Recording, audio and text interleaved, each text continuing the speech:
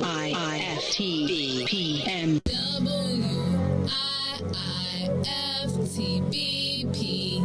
Media's just for you and me.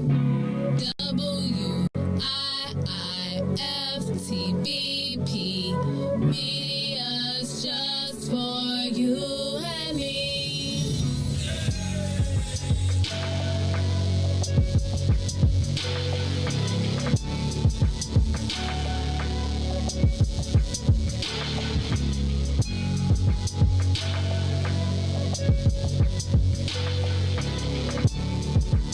It's official, West Suburbs and Chicagoland area. The Naperville Soul Fest is back, featuring a live performance by Avery Sunshine and Carl Thomas on Friday, June 3rd, and Kindred the Family Soul, Selena Johnson, and Riis. On stage Saturday, June 4th at Naper Settlement, located at 523 South Weber Street in downtown Naperville. If you missed the last Naperville Soul Fest, you don't want to miss this one. Get your discounted tickets on Eventbrite or visit napervillesoulfest.com for more event details. For vendor opportunities with access to over 7,000 attendees, text 630-202-6431. That's 630-202-6431. Spend your first weekend in June at the Naperville Soul Fest with Avery Sunshine Friday, June 3rd and Kindred the Family Soul on Saturday, June 4th. 4th. Check out NapervilleSoulFest.com for more information. What's up, Chicago? This is your man, Maze Jackson, host of The Maze Jackson Show, and I don't know if you've heard the news, but we're moving to the afternoons. Hold up. Wait a minute. Something ain't right. That's right. After 5 years of doing the mornings, we're moving to 3 to 6 every day, Monday through Friday, on Facebook, YouTube, Twitter, and Twitch. So don't worry. We're still going to ask the question, what's in it for the black people? And if you don't like it, you can still tell them. Maze said. It's the Maze Jackson Show every day, Monday through Friday, 3 p.m. to 6 p.m. Don't miss it.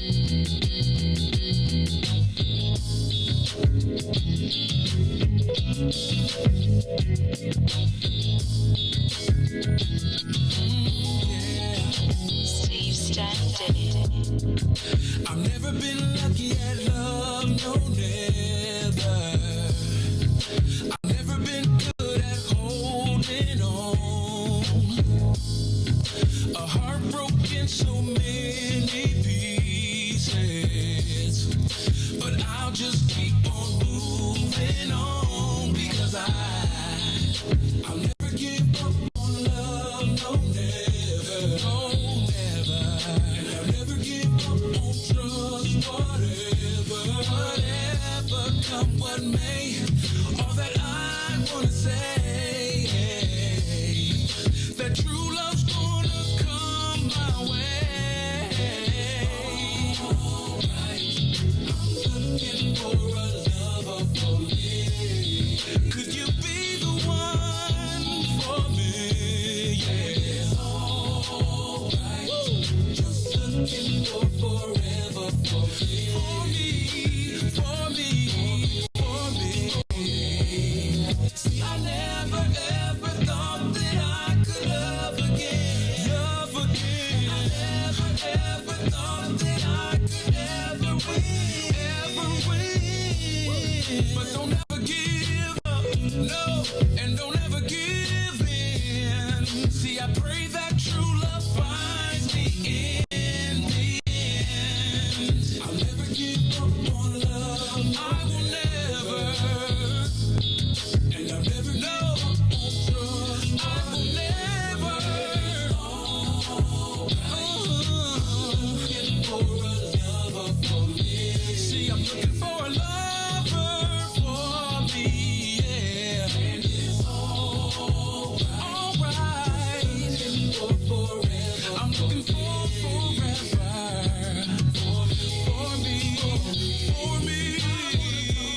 Every night, hey, make love to her right. Oh, find her glad she's the only one that I she's the only one. I'm gonna treat her like mine. See, I'm gonna give her everything. Whatever she wants, plus a 10-carat diamond ring. Baby, baby, alright. Woo.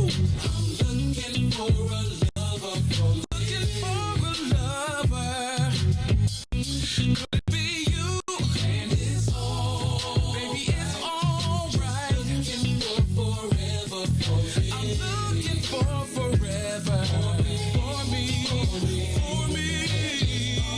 Alright. Hey, looking for a lover for me. I'm looking, still looking. And it's alright, alright. Looking for forever, for forever. For me, for me, for me.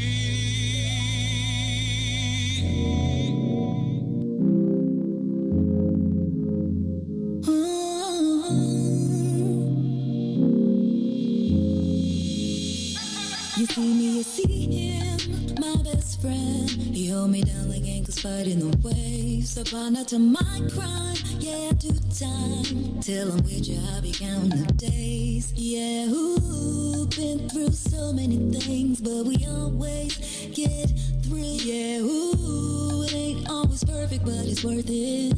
This is deeper than the surface. If I said I didn't love you, you would not know I've been frontin'. Wiped all my scars away like it was nothing. Took the parts of me I tried to hide to make them something, like it was nothing.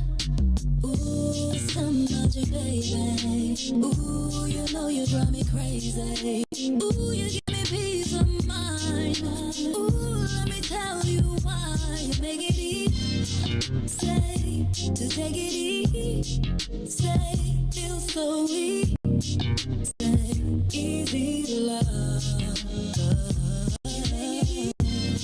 Say, to take it easy, say, feel so easy, say, easy to love.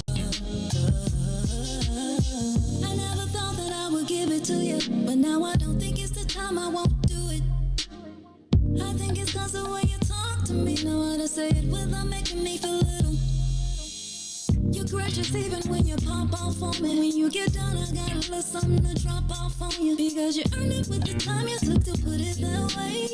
You got me liking to get put in my place. I didn't love you, you would not know I've been frontin'. Wiped all my scars away like it was nothing. Took the part of me, I tried to hide to make them something, something.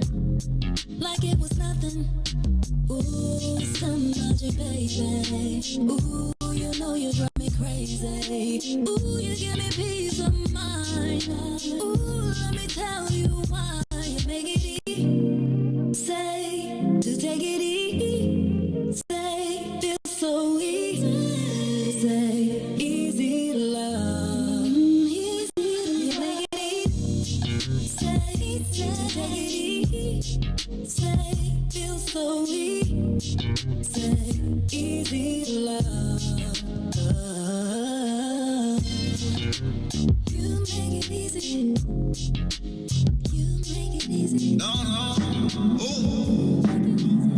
One time, no, no, ooh, yeah, yeah. Crescent moon, drop top cruising, old school music, old school juicy. Gotta make my way to you. Pull up on that ass like, ooh. I wanna take you to New York, Chicago, LA, Houston, down all over London, Paris, the A to B, everywhere. I'll take you downtown. Show you all the finer things in life. I wanna take you downtown.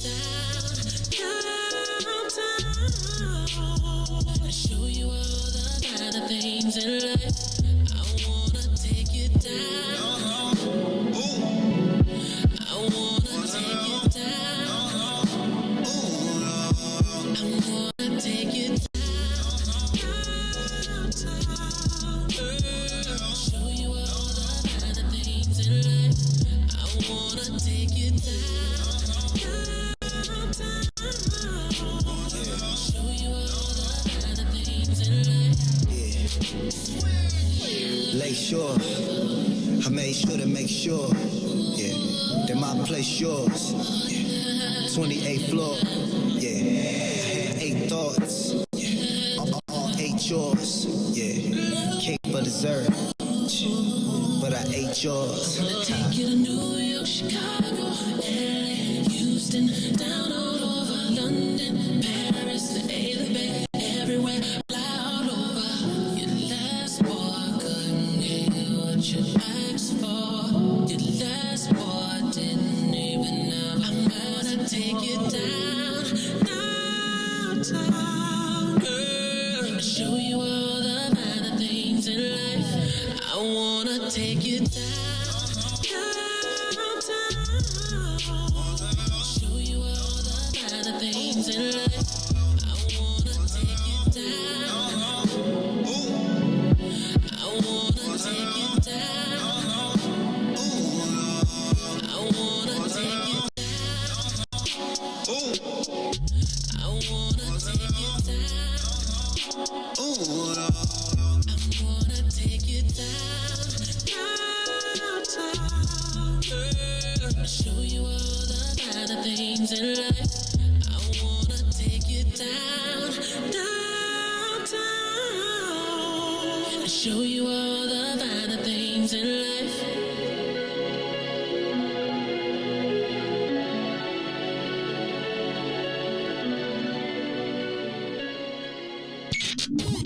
WIFT PM. Uh-oh, what's in it for the black people? You are listening to the most dangerous show. This is What's in It for the Black People Radio. Maze Jackson. Maze Jackson, the most vociferous advocate for black people in the world.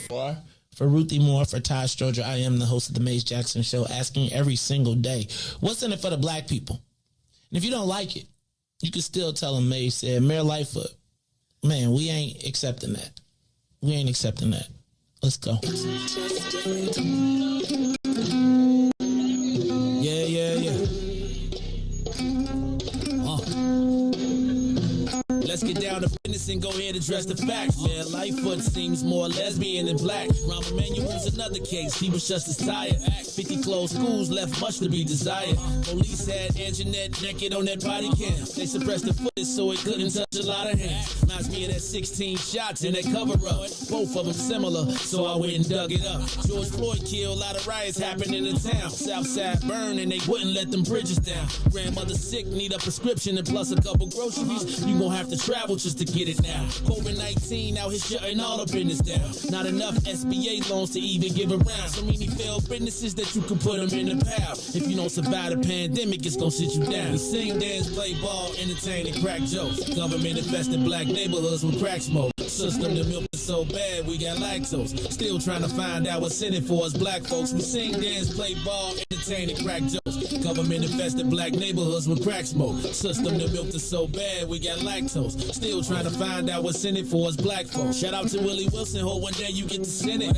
We need some different players in the game to handle business. So many shady characters like Madigan and Blago. But when you really break it down, it's typical Chicago. City full of gangsters, it's what the land was built on. Same streets with hood legends, DNA gets spilled on. Carjackers out here lurking, trying to get they steal on. Looking for a block to put them Hellcat wheels on.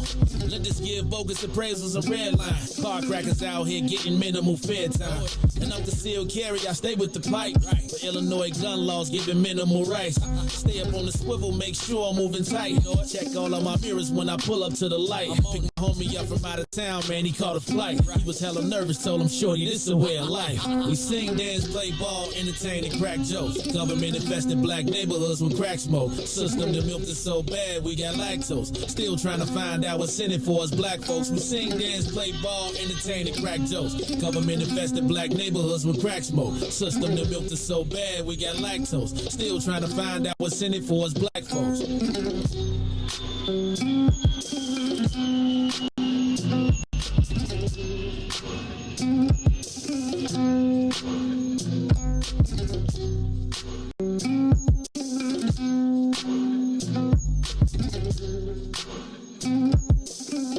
Wake up, Chicago. Wake up, world. This is the Maze Jackson Show. I'm your host, Maze Jackson, in the building today, man. I couldn't trust the process. But look, man, we trying to do our thug thistle. Reese, am I all right? Can you hear me? Can y'all hear me? We are trying out new sound as we go to the new look. I told you we moved the studio. So, uh-oh, you lose me? You okay? You know you got to be careful with the faces, Reese. I'm a little nervous. I'm trying to trust the process, man. We are doing our thing. We just got the new Rode wireless lavalier mics. So it looks like, where am I hearing it? It seems like I'm hearing it and it's kind of a little loud. So y'all bear with us a little bit. We are trying to clean up the act. I hope y'all like my jacket. You know what I'm saying? I'm trying to be fresh. I just came back. Now, I don't want y'all to trip on me because I wore this for a CNN interview that I was doing today. So if you see me in this exact same outfit in a few, you gotta turn it down now, Reese, because I can hear it and it's throwing me off. I'm scared I'm doing something wrong. So y'all, please, please, please bear with me today. You are watching us as we did not do a dress rehearsal. We moved into a new studio. We got a whole new, you see, we got a new view. Reese acting funny now. Right? He got all the high-tech equipment. You know what I'm saying? I come in here today like, hey, now see if he was really on top of the game. See, I'm going to give Reese a hard time. But, if he was really on top of the game, it's going to be a day when I'm going to come in here and I'm going to come in, my people going to be ready. They're going to be like, you ready to get mic'd up? Now, when I was with CNN today, Reese, they treated me like a star. I think I might still have the makeup on. I don't know if I still got makeup on, but because they be like, Maze, you always shiny. And then I was like, yeah, that's right. She was like, you do have, Riis, okay, so I don't know if I'm allowed to say it, but the makeup artist. So Riis, she wasn't a woman of color, shall I say. And so I was a little nervous about how she was gonna do the makeup, right? But I think I came off all right. She hooked it up and it was all good. But then she said, you have a special glow about you. I was like, it's Vaseline, right? And she was like, oh. But you know what she said, Riis? She said, is that why your skin is so smooth? Your mom knew exactly what to do. Moisture and water every day. Moisturize your face. And so, Riis, once again, Vaseline. I got the smoothest skin. And whoosh, I had a pimple today, though. Y'all don't really know what to do with myself right now because I don't have my mic, and I think that's like a crutch for me. So, look, this is the Maze Jackson Show. I'm your host, Maze Jackson. Got my man, DJ Riis the Ruler. It is the second day of the afternoon show, and we are in our new studios doing our thing. I'm doing my thing. Hey, you know what, Riis? We really got to get a speaker in here because I won't be able to hear you when you say your part. So when you get ready to talk, you're going to have to turn this up in here. Right? I wonder, should we just put a speaker in here? Ooh, turn off the mic. Now, turn on the, now. All right, so look, it's your man, Maze Jackson. I'm the host of the Maze Jackson Show, but you know how we do every day. We are now 3 to 6, Monday through Friday. You can get us on Facebook, Twitter, and Twitch. I'm your host, but I got my man, DJ Riis the Ruler. DJ Riis the Ruler, how you feeling on the ones and twos today? Blessed by the best, you already know the rest. See, now you got to remember to turn this up. We sound good, but it's gonna be. We sound good though. I can't hear you though. You can't hear me. You got to turn these headphones up. Okay, I got you. Right. So when you start talking, turn that up. So that you got to get your muscle memory right. So I think we might need to get a. And I think I'm gonna switch back after the next break, because I think we need to just tune up some things. But I think it's good that we sound good. I just want to make sure that I got a better system to communicate with you from, so that we can hear our thing. But look, y'all, it's the Maze Jackson Show, doing our thing. All right, live right here in the new studios. Riis, did you say it? See, I couldn't even tell if you said blessed by the best. You already know the rest, right? Did you say that part already? I mean, you know I'm blessed by the best. See, you forgot to turn up the headphones. It is. Oh, see, but it's gonna do that. Though. They got to turn off the mic. No, it's not. That might not. So turn it up just a little. In. Let me see what you got. Go. And see, that might not plug then in. Leave it right there. It's the feedback from that. It's the feedback. Turn it down. It's gonna always do that. So it's the feedback from that. There you go. Can you hear me now? Yeah, go ahead. You know I said I'm blessed by the best. Y'all know the rest. But we sound good, man. Everybody in the comments say we sound good. Like it's crisp. Like it's no echo or nothing. Like I'm listening to it. Sound pretty good. I know you nervous. I know it's like, taking training wheels. You're like, I don't know, man. I can't hear it myself. I don't know what's going on. But no, we sound real good, real good, real good. All right, cool. So look, y'all, we trying to do our thing. We trying to upgrade it, trying to give you some better service. You see, Riis, I'm displaying my jacket collection right now. This happens to be one of my favorite jackets of all times, though. You know why, Riis? Why is that? Ooh, I'm messing up the mic. It's a Canali, right? All right. So, this jacket was $1,200. Guess how much I got it for? It was how much? It was $1,200.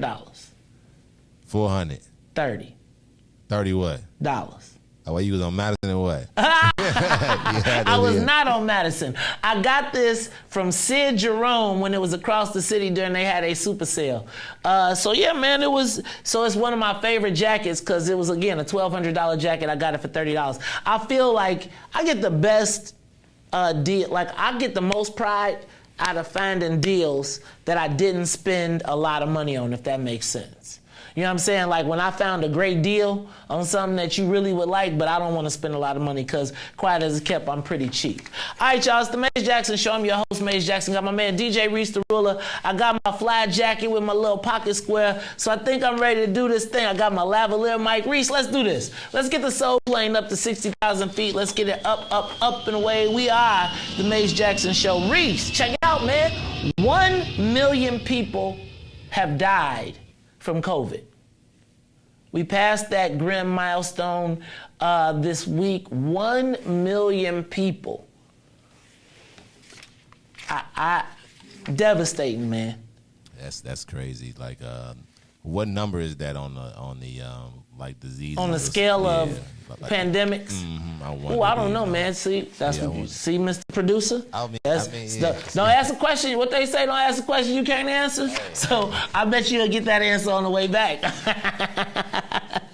Not to make any light of it, and I feel kind of, I do think maybe we should take a moment of silence for the tragic 1 millionth death from COVID. All right. Riis, have you heard about the baby formula shortage? Like, I'm going to talk about this a little bit later, but I do think that this baby formula shortage is a real issue. I think that, again, I heard a lady on TV saying she was asking people to donate, and she was suggesting that it was their duty to donate their breast milk. And I am concerned as these states start to have these rollbacks, that they will, you know how they're making it illegal to have, as we learned yesterday, women's health care rights in states. Could you imagine if they restrict your ability? Like, I just feel like in those type of states, they would also say, okay, if you've had a baby, then we know. And they might suggest, this is getting down a slippery slope, man. I'm a little bit nervous. I ain't gonna even lie to you.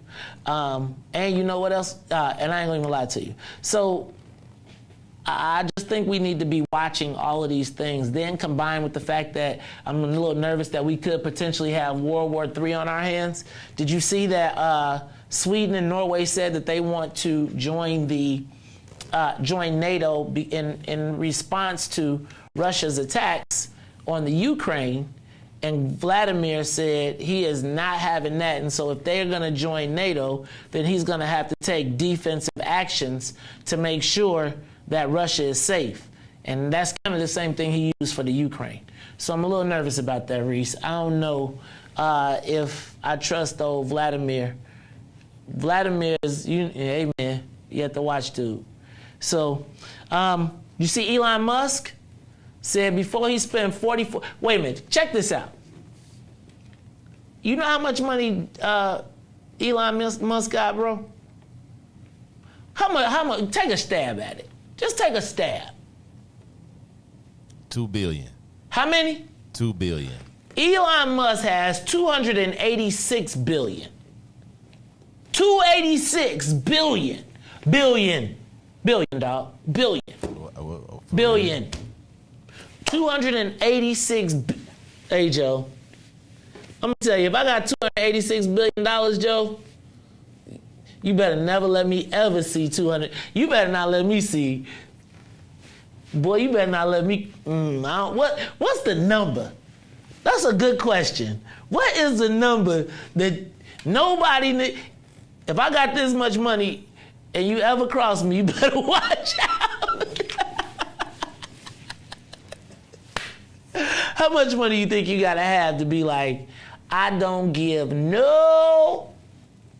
I bet that's how he walk around. With 250 billion, you 200, no. 286 billion. He could buy a whole country and still not crack. Dog, 286 billion? No wonder he got rocket ships. Yeah, I would say you could, I would be like I would walk around carefree, you know what I'm saying? Plus, I got a lot of money. I can fight the case. Look, I'm telling you, bro, I might be walking around with a glove on. Just like a glove. I'm going to sue you. People will be walking up to me like, please smack me, right? Here go your million. But come here. $286 million. All right. But he's going to buy Twitter for $44 billion. But he said that it's 20% of Twitter is bots. 20% is bots. You believe that? For sure. I remember I used to think Tiger was a bot. I used to buy accounts back in the day. People used to make fake accounts. That's not a bot. You used to make fake accounts? No, people did and then sell them. Like they'll like get paid to like get fake people to like their pages, like people to make fake pages. Why? Well, I don't. I've seen people do that, but why buy followers? So like, do you get clout from the number of followers you have? Correct. So then you look at the person and you feel like, oh well, if a billion people is watching him, and then you see somebody that got like 100 people, you like, oh, that person is not important. But yeah, so like follows mean that, okay, well, this person might be funny, or this person might be relevant because 1 million or 2 million people are following them. So they, yeah. How many numbers you got? How many people got followed you cause my son, he is wholly unimpressed with me. He'd be like, look, I remember I was like, look, man, he was like, I was like, I got 10,000 followers. He was like, you ain't got a blue check. I ain't gonna front, I still be like, I must tell you, when I comment and it shows the blue check, I be like, I'm sharing a little clout with you right now. I learned that from you and Ruthie, though. Cause I'm an old dude. Hey, man, I'm back at it again. This Kendrick Lamar. Riis. It's just a lot going on in that album. I feel like we need to have something. I don't know. I feel like we got to get the man cave over here too. The women's the mental health thing for men. We got to get them on the show. Well, I was going to ask you about it. He was talking about therapy on there. Like, I was thinking black people don't. I'd be like, black people do not do therapy, Joe. Nope. If you tell somebody you getting therapy, they might try and rob you. Talk about you, like, what you need therapy for? You finna really go and sit and let that person talk about? Yeah, like that's really how we like I grew up. Yeah, like it was like crazy. Like therapy is frowned upon. Like what you doing at therapy? Like not to we don't think it's a black people thing. Like that's all I say. We always say black people don't do therapy. Hey man, I do want to do what. You remember it used to be a long black list of things black people don't do. Y'all done crossed all them things off the list. So you might as well cross therapy off too. Because we done crossed. It used to be things we just didn't do. It's like, with your generation, Riis, y'all just said, forget it. Y'all just said, forget it. What do we doing it too.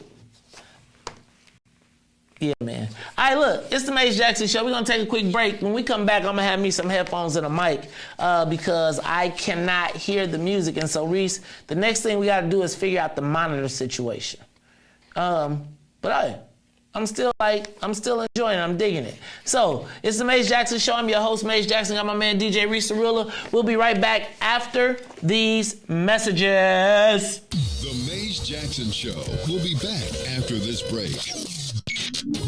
WIIFTBPM. What's up, Chicago? This is your man, Maze Jackson, host of the Maze Jackson Show, and I don't know if you've heard the news, but we're moving to the afternoons. Hold up. Wait a minute. Something ain't right. That's right. After 5 years of doing the mornings, we're moving to 3 to 6 every day, Monday through Friday, on Facebook, YouTube, Twitter, and Twitch. So don't worry. We're still going to ask the question, what's in it for the black people? And if you don't like it, you can still tell them. Maze said. It's the Maze Jackson Show. Every day, Monday through Friday, 3 p.m. to 6 p.m. Don't miss it.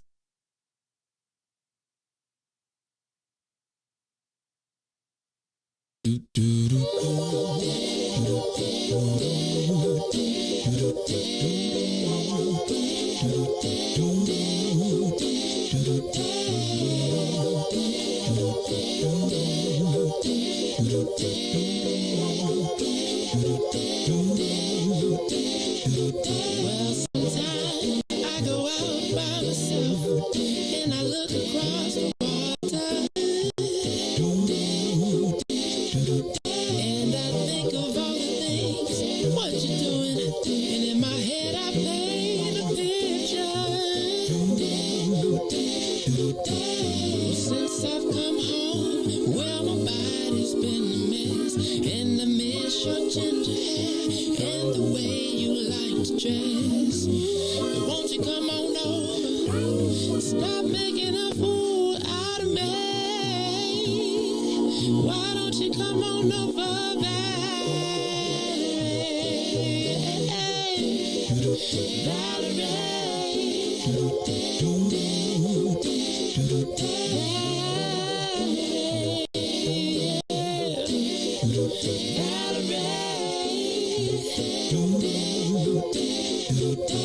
Did you have to go to jail? Put your house on up for sale. Did you get a good lawyer? I hope you didn't catch a tan. I hope you find the right man who'll fix it for you. And are you shopping anywhere? Change the color of your hair. Are you busy? And did you have to pay this fine that you've been dodging all the time? Are you still dizzy? Oh, yeah. Since I come home, well, my body's been a mess. And I miss your ginger hair and the way you like to dress. Won't you come on over? Oh, stop making a fool out of me. Why don't you come on over there?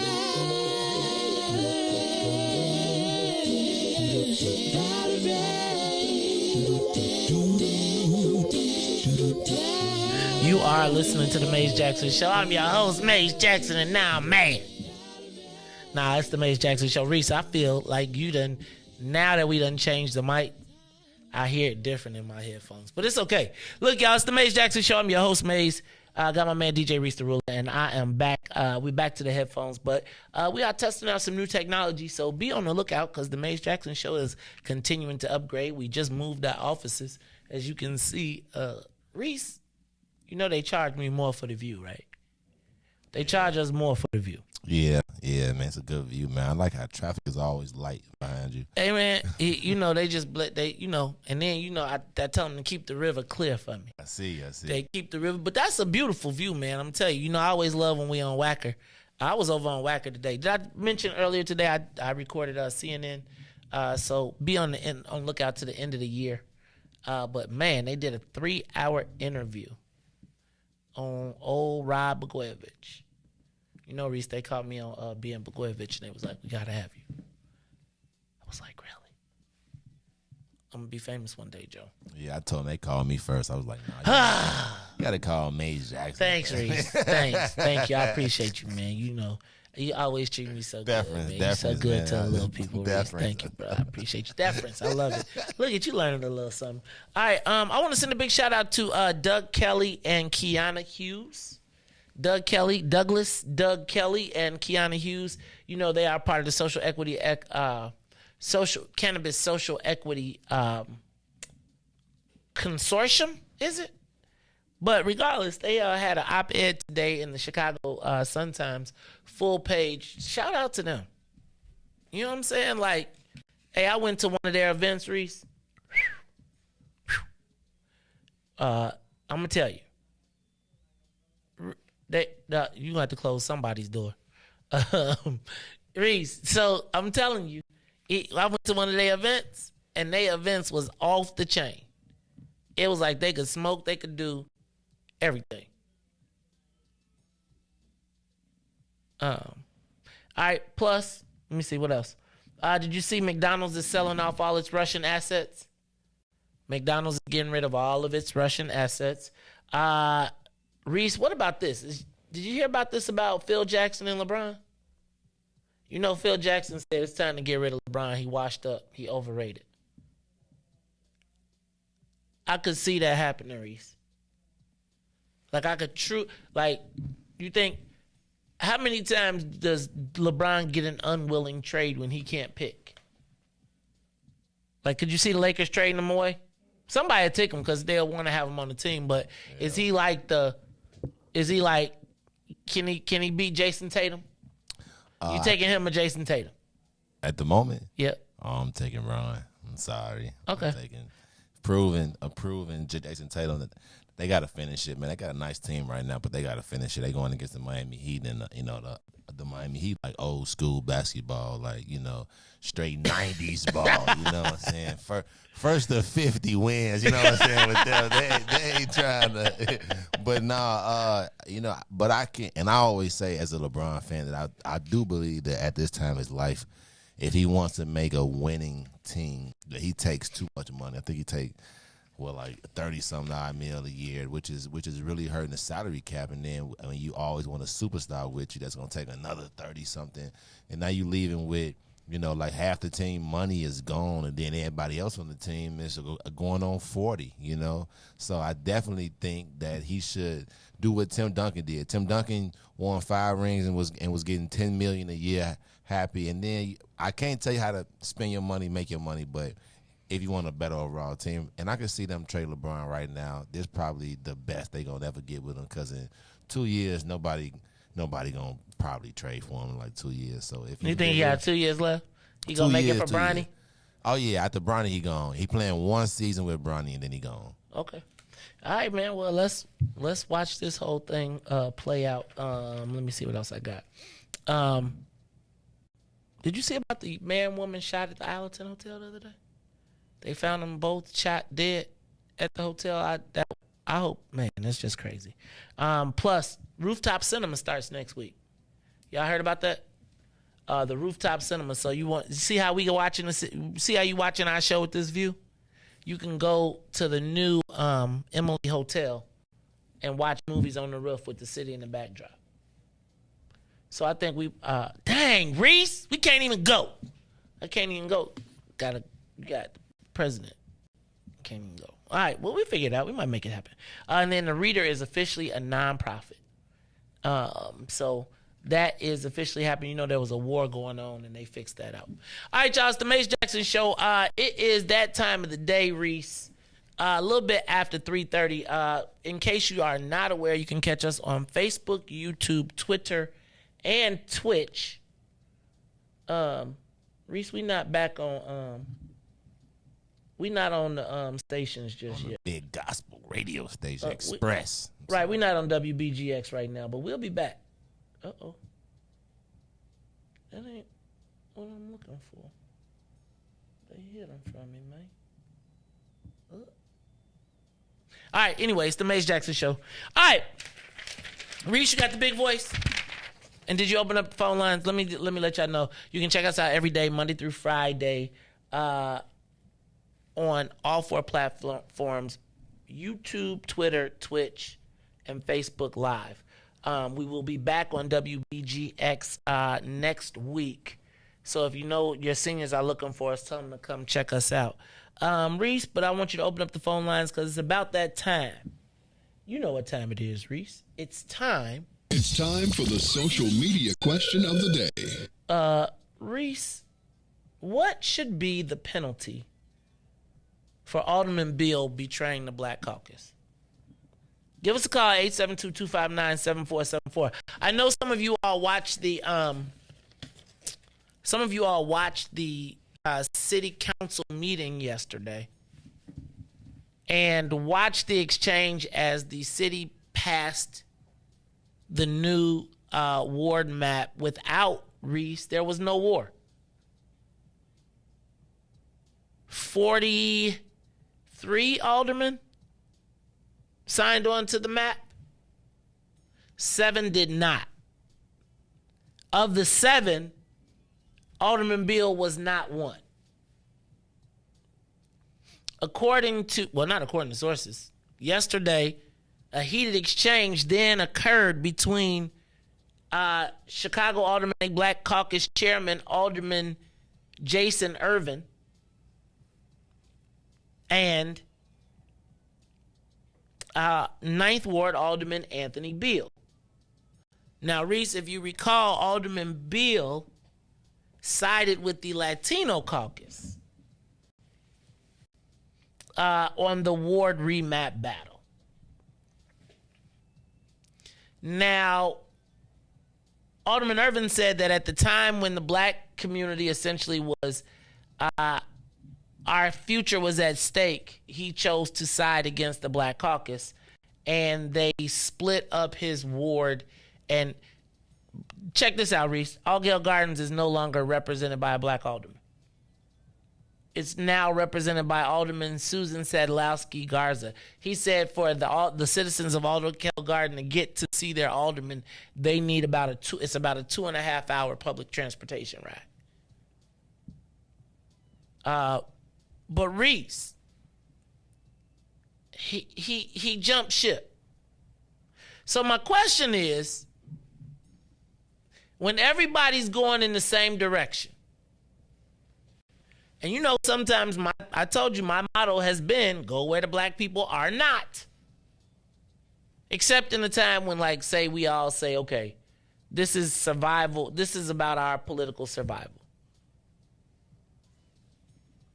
What should be, how should the Black Caucus handle that? Give us a call, 872-259-7474. 872-259-7474. I can't lie, Alderman Bill has been a friend of the show. And has brought some very logical points. He was one of the very first people to support Mayor Lori Lightfoot. She kicked him to the curb.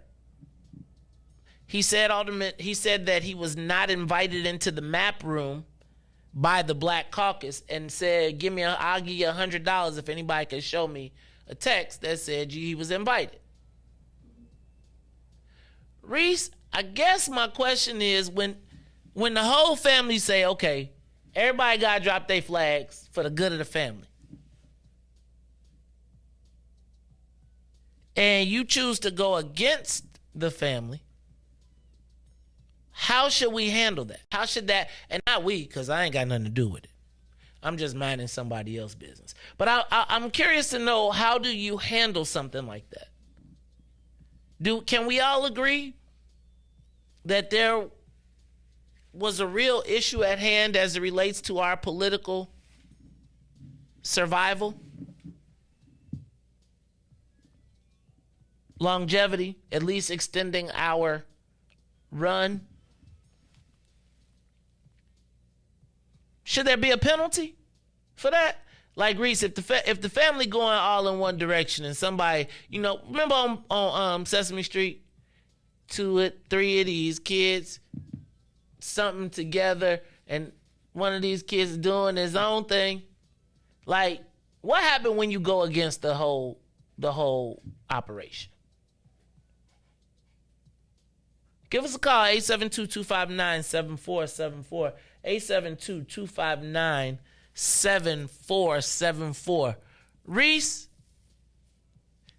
have you ever decided to break from the squad to do your own thing? I'm sure I have. I'm sure. Even if everybody, okay, let's back up. Have you ever been a part of an organization and the organization says they going this way and you say you're going the other way? What's the penalty? Do you get ostracized? If you lose. Now, if you win, it's the gamble. But if you lose, what's the penalty? I mean, if you lose, you should understand that the penalty is probably off with your head. You know what I'm saying? You just gotta know. Like, I chose the other side. The other side, my way didn't win. So I was with you. I left you to go do something I thought it didn't pan out. So to actually show that you was right. So now I either got to beg, you know what I'm saying? Like, they should just be like, oh, no. You was here, and now look where you at. Now see what now tell me how that look now. So I wanted to do, who saw it? Who actually saw it, watched it go down, and what happens have you ever had to take one for the team? Like, I think Alderman Alston took one for the team when she gave up the 34th Ward. right, and moved it downtown. But I guess my question with Alderman Burnett, not Alderman Burnett, with Alderman Bill,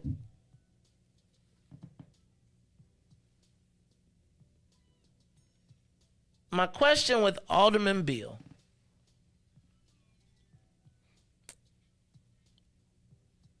is, can he come to the picnic?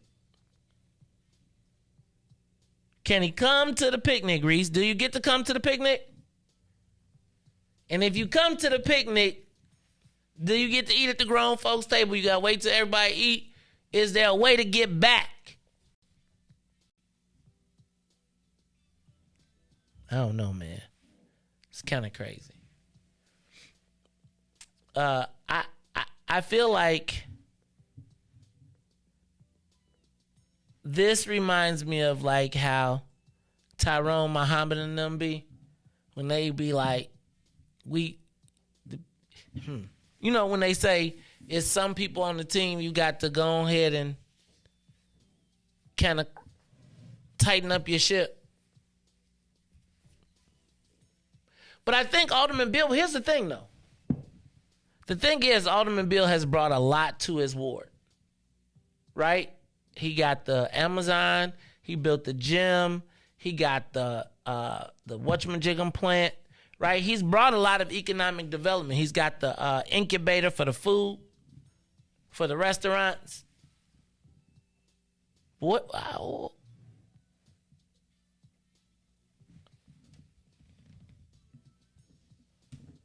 happens when you go against the team? I just don't know. He told Irvin the best thing you've done in your award is build a skating park. Ooh. Riis, that's that. You know what skating park that is, right? And that's the best thing he did. You're tripping. Man. Alderman, but I told you, Alderman Irvin, man, people be sleep on Alderman Irvin because, Alderman Irvin, West Side to the bone. Alderman Irvin, he got 7 buttons on the suit without a doubt. He going for the 7 button. And he got the matching gators to go with it. I ain't going to ever trip on Alderman Irvin because you meet with Alderman Irvin. Alderman Irvin is always cleaned in the mud. But Riis, the skating park. And it's on Madison and Springfield, ain't it? It's like... You should roll through, get you a lot of stuff on the way there. Hey, man, I'm stop. All right. But do you think this is the first... I feel like this is one of those times where we as black folks got to reward them for sticking together. Now, I'm saying at least you don't beat them up for not sticking together. I mean, you know what I'm saying? Like, I think you got to... This is one of those times when you have to encourage people. Give us a call, though. 872-259-7474. Riis. Who you think? Which alderman do you think has done the most for their ward? Oh, you don't live in the city. You know who my vote is, right? You know who I'm voting for. I got to vote for Alderman Burnett. Okay. Yeah. Amen. Yeah, you know what? That you're right. I can say that. I was saying, like... Yeah, I could definitely agree with you on that one. Who's second? What's the biggest black thing that's come to Chicago? Like, in the last 10 years? Black. See, it's kind of hard because we did have a kind of layoff or something. I guess is what is like the black? 20 years. What's the best black thing that's happened in 20 years? Not like an election, not Obama. Like, what's the best black thing that's happened in Chicago in 20 years? Is the Hyde Park in there is that black? Huh? Is the Hyde Park Fest black? Who? The Hyde Park. Hey, man, that it's like black people. It's University of Chicago, so you call it. All right. So you like Hyde Park? Okay, so that's not so. But I don't know that Hyde Park that don't count. Like, what's the black thing? What's the best black business venue? Anything that came to Chicago or is in Chicago in the last 10 years? What would you say is the best restaurant? Best black restaurant. Best new black restaurant that's in the last 10 years. Like citywide, like people come to town to go to.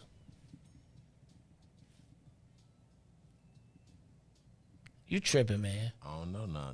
In the last 20 years, that's okay. new. In the last 10 years, what's the? No, I'm just saying I don't know nothing. Like I don't know nothing new. What's the best black accomplishment in 10 years?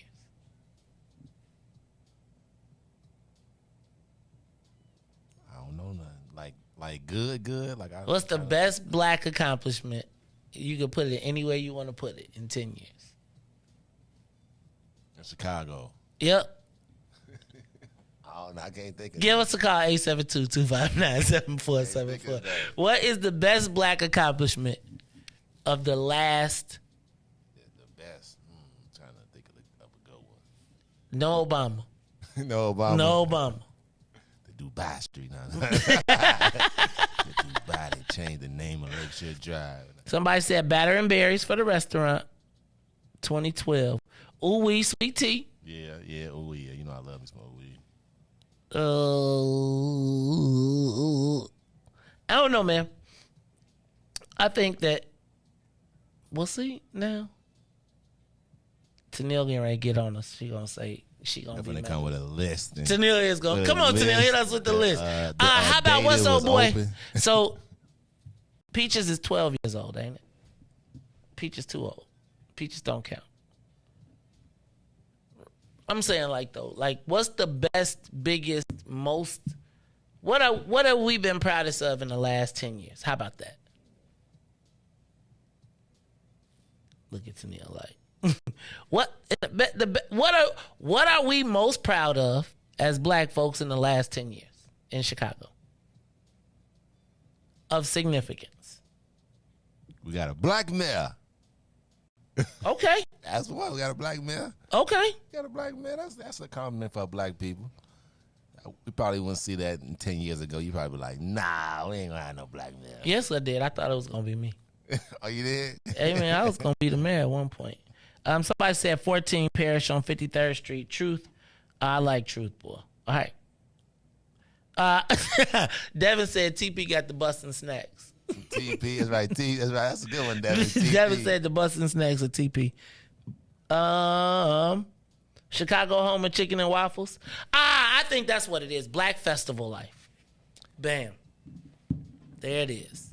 Because you got the High Park Summerfest. You got Silver Room. Yeah, you got Chosen Few. You got West Side Music Festival. Man, are all them coming back this year?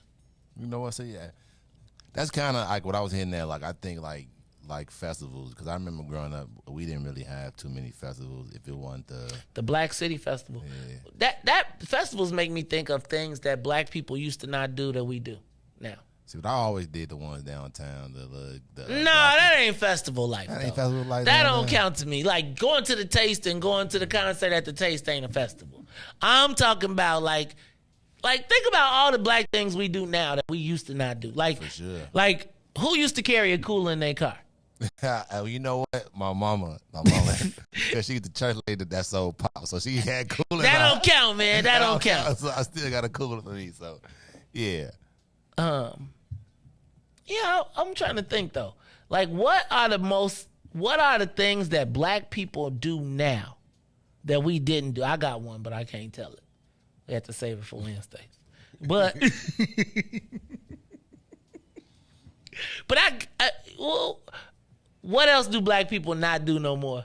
What do black people do that we used to not do?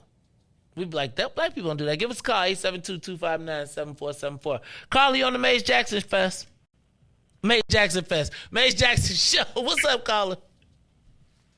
Congratulations on your new time, Maze. This is Cecilia Butler. Hey, Miss Butler, how you doing? I'm doing much better since I was able to find you on television. Well, thank you, Miss Butler. I appreciate you. And I love that jacket. Thank you so much. I told Riis I was fresh in the mug. I'm trying to, Miss Butler, I'm trying to upgrade my appearance for the show. You see, we moved to a new studio. I got a great view, and I'm trying to dress appropriately.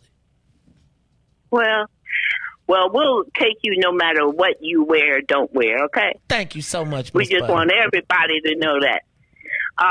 Well, you mentioned it briefly, but we should really pride that DuSable, Jean Baptiste Point, DuSable, and Lakeshore Driveway has been renamed to that because this isn't the first time, or that wasn't the first time that we tried to change that name. Under Dr. Margaret Burroughs, when she was with us, we tried to change that name. And guess who was carrying the torch? Who? What's her name? Oh, President Preckwinkle. Uh-oh. She was carrying the torch about 10 years ago, trying to change the name.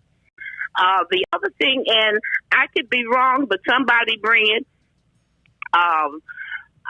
Harriet Tubman Way, is that what Congress is named after? Whatever the great black woman that the Congress Ida B. Wells, I think. Oh, Ida B. Wells. Ida B. Wells. Okay, thank you. We should be proud of both of those because we definitely didn't have them 5 years ago. So let's be proud of those, and I'm sure you and your listening audience is going to come up with some great people. Thank you. Thank you, Miss Butler. Thank you. Yep, and you know what, Reese? That's part of our new thing. I just said that one. We're going to be positive, too. Hey, so we got the Harriet so we got DuSable. Yeah, DuSable. Ida B. Wells, DuSable Drive. We got Margaret Burroughs. Yeah, you know what, though? I do think I want us to work on this list. I want us to think about what are the good things about Black Chicago, and we need to start making it happen. All right, look, y'all, it's the Maze Jackson Show. Reese, when we come back, I want to talk about this curfew. Do you think it's going to work? You don't think a curfew going to work? There's too many kids, and the amount of kids, you can't arrest that many kids. And then what it's gonna do? If you're under 16, then your parents gonna pick you up. So, like, it's nothing. Reese, you such a pessimist. Look, we're going to talk about it all when we come back. Look, y'all, it's the Maze Jackson Show. I'm your host, Maze Jackson. Got my man, DJ Reese the Ruler. It's Maze Jackson in the afternoons. That's right.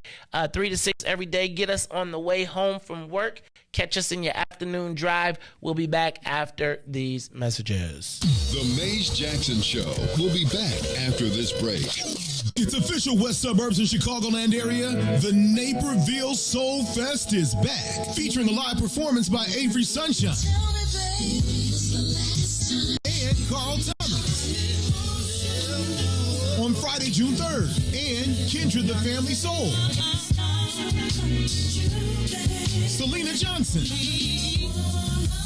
and Riis. On stage Saturday, June 4th at Naper Settlement, located at 523 South Weber Street in downtown Naperville. If you missed the last Naperville Soul Fest, you don't want to miss this one. Get your discounted tickets on Eventbrite or visit NapervilleSoulFest.com for more event details. For vendor opportunities with access to over 7,000 attendees, text 630-202-6431. That's 630-202-6431. Spend your first weekend in June at the Naperville Soul Fest with Avery Sunshine Friday, June 3rd, and Kindred the Family Soul on Saturday, June 4th. Check out NapervilleSoulFest.com for more information.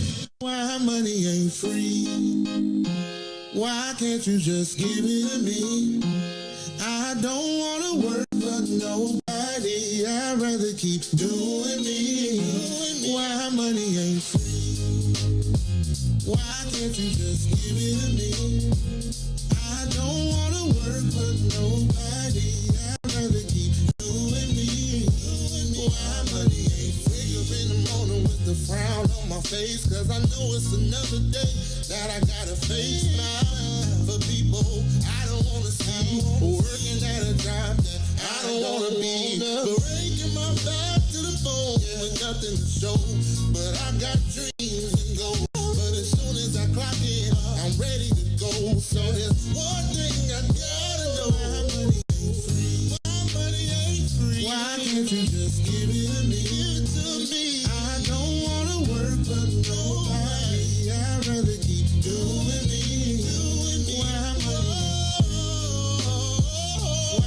can't you just give it? Why can't you just give it? I don't wanna work for nobody. I'd rather keep you and me. Why money ain't free? Rocking in that 9 to 5, got your girl hella tired. Why won't they let me be? Now I understand why my mama always used to ask that I think money grew on trees. I got these bills after bills and they just keep coming. Working overtime, but my pockets ain't flooding. Yeah, my funds low. Dog life is gay. Why money ain't free? Why it ain't free? Why can't you just give it? Why can't they just give it to me? I don't wanna work for nobody. I'd rather keep you and me. Why money ain't free? Yeah. Why can't you just give it to me? I don't wanna work for nobody. I'd rather keep you and me. Why money ain't free? How the money ain't free. Every 5 minutes kids bothering me. They seem to think that money grows on trees. Always asking for allowance and clean one thing. Sick and tired of my funds being low. Spent the whole bag on the groceries at the store. Got a little something, but I need a little more. And I'm a single mama, you should already know. Why money ain't free? Why the money ain't free. Why can't you just give it to me? I don't wanna work for nobody. I'd rather keep doing me. Why money ain't free? Why can't you just give it? Won't you give it to me? I don't wanna work for nobody. I'd rather keep doing me. Why money ain't free? Why the money ain't free. Why money ain't free? Why money ain't free? Yeah, why money ain't free? Back to the Maze Jackson Show. You are listening to the most dangerous show. This is What's in It for the Black People Radio. Maze Jackson. Maze Jackson, the most vociferous advocate for black people in the world.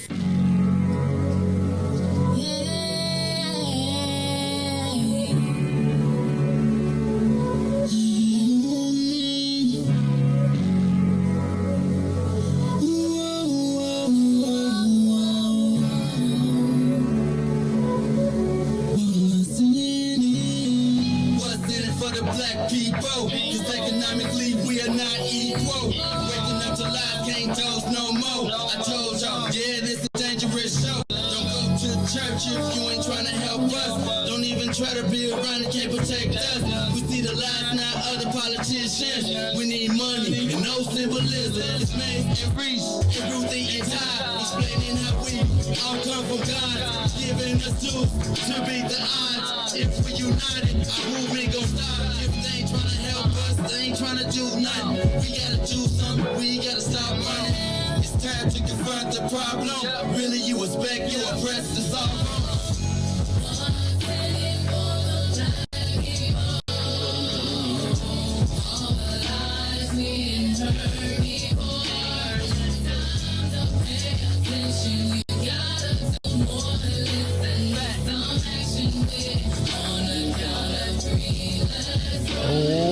Good afternoon, Chicago. Good afternoon, world. This is the Maze Jackson Show. I'm your host, Maze Jackson. Got my man, DJ Riis the Ruler, as well as, I'm rocking and rolling. Afternoons, Riis, it's 4 o'clock already, and I'm ready to jump down into the conversations. Give us a call, 872-259-7474, 872-259-7474. If you can listen to us on Facebook, YouTube, Twitter, and Twitch. Those are all the platforms to which we belong. I wasn't looking at that while I was. Yeah, I wasn't looking at that. There we go. Facebook, Twitter, YouTube, and Twitch. Check us out on any of those platforms, as well as I'm still looking for my app, man. Boy. I can't wait to get it.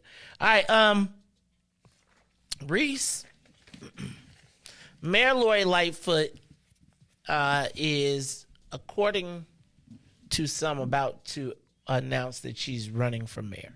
But before we get to that, I want to talk about what's going on again downtown.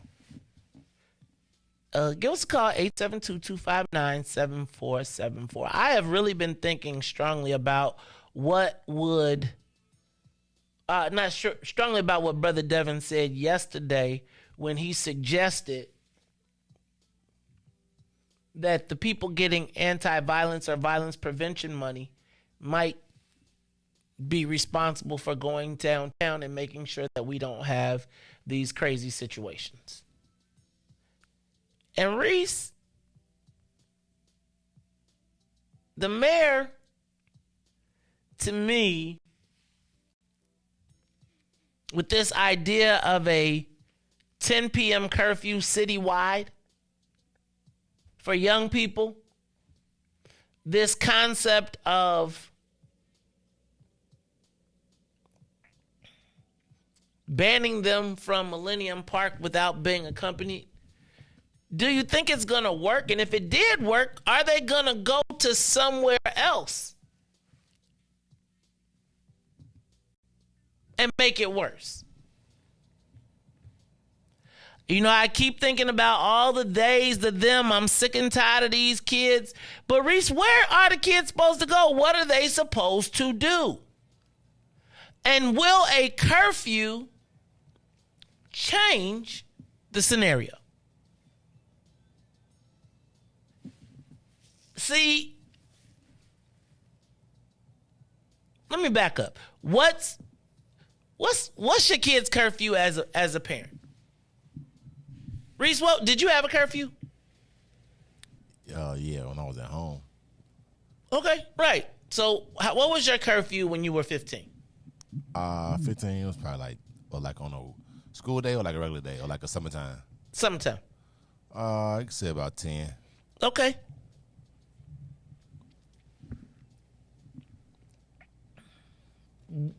How old were till what time? So 15, 16, 10. I think 16 I had a 12 o'clock curfew. Well, you know what, 16. On the weekends. I had a 12 o'clock because I had a car, plus I worked.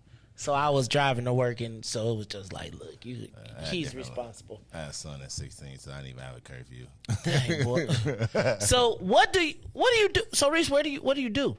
Like what do they expect the kids to do? Like what does a kid in Chicago do? If you don't go to the park, here's me.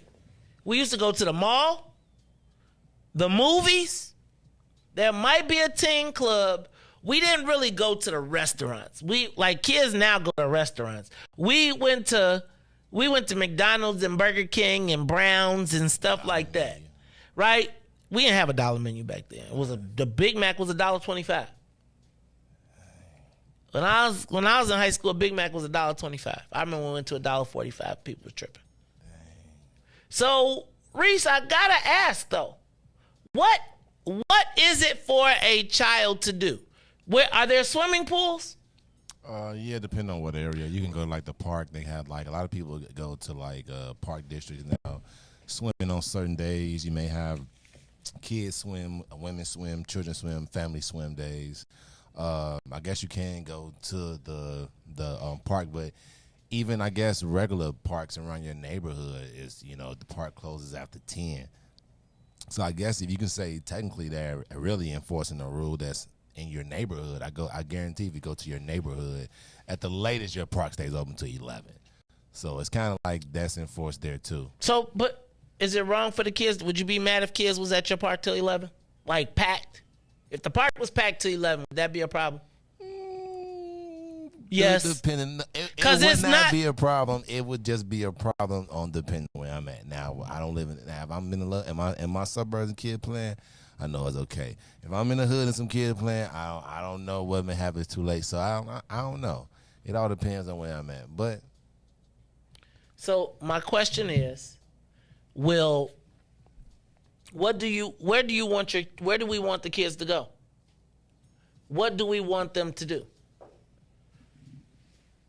And if you force them out from downtown, Riis, would you be mad if 200 kids are at the park? See, I think that if black kids, I don't know that everybody was bad. I think that it's just large numbers of black children that intimidate people, period. For sure. It's large groups. And children aren't going to be children. It's a large group. They're rowdy. They're playing around, like you're trying to say. A Millennium Park is a big field of grass. It looks, just look like, you're supposed to play there. And, I guess you can see people just going too crazy, large groups and everything. And now, you know how it is when you're not around your parents. Like, you act a little bit, but you don't. Well, some must act up more than others, but you know how it is. So. But I feel like that's going to happen. There's always the show out guys. It's always the people that come F up the party. You know what they said? There's always one person that messes up with everybody. Think about, like, even you go to house party. It's always somebody that comes to the party that's rowdy, and what you find out is they ain't got a lot. So because a lot of times they ain't got a lot, then they act out. But I'm not sure that I'm okay with, again, banning kids from the concept of a park. And I feel like it's somebody's job to make the park safe. I don't know if you got to wand them. I don't know if there's horses riding through, right? But Riis, where do young people go? Where are young people supposed to go in the city of Chicago? Think about this. Even in, like, with my kid in Beverly, and he plays basketball, most city kids, guess where they build all the cool gyms at, Riis? With all the most modern stuff. In the outskirts around the cities. They build them in the outskirts around the town. So, like, you can go to Bridgeview, which is right across the street from Chicago, and play at a state-of-the-art gym. They got an arcade in it, and their people get to come for free, and our kids pay to play there. And then they finance that stuff. Where do black children go to have fun or to do recreation in the city of Chicago? Give us a call, 872-259-7474. Where do your kids go? What's up, caller? Caller on the Mace Jackson Show. Good afternoon, Mace. How are you? What's up, Anthony? Good to hear from you, brother. Well, you made the change, and, we're going to have to learn to live with the change. You getting old. But anyway, before I forget, I see those Carrie Steele signs out in front of my house, man, in the park across the street from me. They look good. Not that you did that. You ain't got nothing to do with that, because that would be, I don't know. Anyway, have you ever been out to Bill's Ward? I'm not a fan. Okay, but I've lived in that area. Excuse me, but most of my life I lived in that area. Okay, he's out there in Pullman and Roseland. Okay, and a certain portion of Pullman is a stronghold for Latinx folks. Okay, there's plenty of them over there, and he does have a constituency. I'm gonna tell you, his constituency got to be at least 30-40% Latinx. Okay, so I'm not saying what should be the consequences, but I got a feeling dude is doing what he has to do. Now, when I was younger, there was nothing over there where he built up all that stuff, and he got the culverts coming and all of that stuff. Wasn't none of that there. There wasn't nothing there but land and railroad tracks. Okay, right. So he's bought some stuff to the area for those people over there. And a lot of the people in his ward is at the end of the city. That's where Chicago runs out, at the south end of his ward. Right, you're right. Okay, but I don't know if you know about the South. I know you one of them West Side guys and all that stuff. You and your boy Riis, man. Ask him about his boy Irvin, man. Richard, I don't know, man. Since I'm drifting from one thing to the next. But this boy don't look that good, man. His handlers got him looking bad. Yeah, they dragging. They dragging your boy, Riis. Well, I mean, man, and I know Riis got this thing for him. I like to see us have a black governor too, but I don't think he's that guy, man. I mean, And, you know, some of these commercials tell you he hasn't even had a civics class, let alone a poli-sci class. You know what I'm saying? Because, I don't know.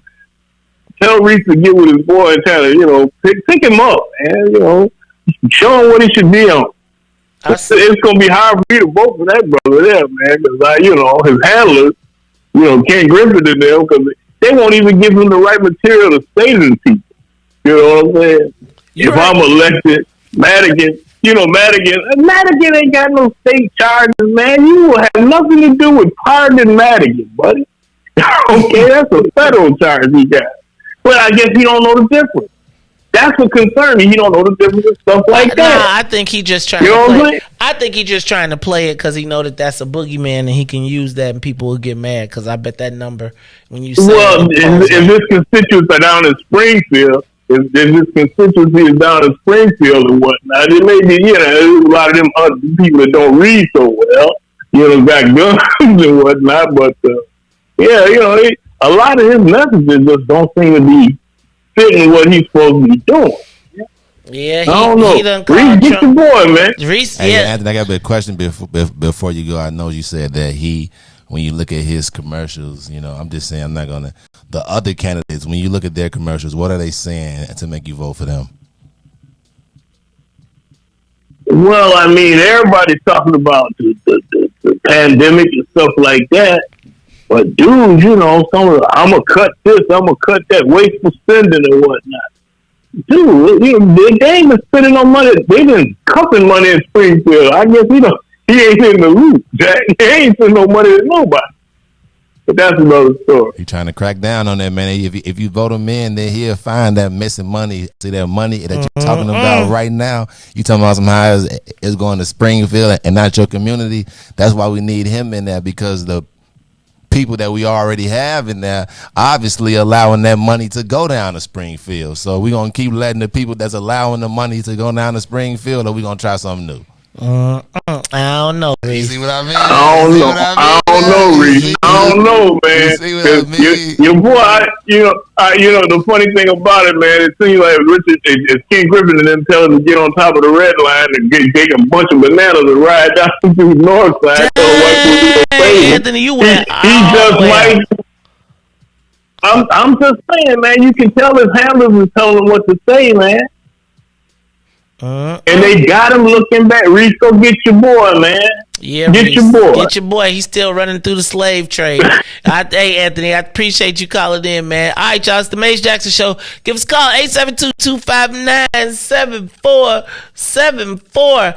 Will the curfew work? Where your kids at? What time your kids got to be in the house? Do you let your kids go out? Like, if your child told you they wanted to go outside tonight, do you say, are you going downtown? No, but I mean, I guess I asked him, like, without asking him, you know, I guess my son kind of tell me, hey, I'm going outside. I'm finna, you know, me and some friends, we kind of go like downtown or something or whatnot, and to like take pictures because he's in photography, so he does go downtown. So what he be taking pictures of? You make him show you the pictures when he come back? Yeah, but you know, I do know that he does hang around some friends that's, you know, a little more rowdy than him. So, you know, I can expect it. You know, that if he was to go down there, they would act a little different. So kids are going to be kids, man. You know, as long as they're not vandalism and stuff like that, you should know how you train your kids, you know. Ain't that what the Bible said, train up a child? So let me ask the question. Do you think if your child goes down there, do you think they're random shootings? Or like usually it's it's altercation probably. Usually the ones that I've been either around or involved in, it's usually altercation. You went down there, and this now everybody down there. Now I done bumped into like somebody that I didn't seen, and you know we into it, you know. And sometimes, you know, if it's like how the new kid said, it's on site. You know, on site mean no matter if I'm at a funeral, I'm at a bar mitzvah, I'm downtown, I'm in a job interview, and you interviewing me, and you the ops, like So sometimes I do believe it's more instances like that, or the kids doing something and then they bump into somebody or something, like a little altercation come from, and now the kids trying to act hard. Now it's two groups of people just fighting. So them are my two instances for sure that I didn't see happen. Like two groups then got into it, or these groups was talking to a girl and somebody boyfriend came down there and now you.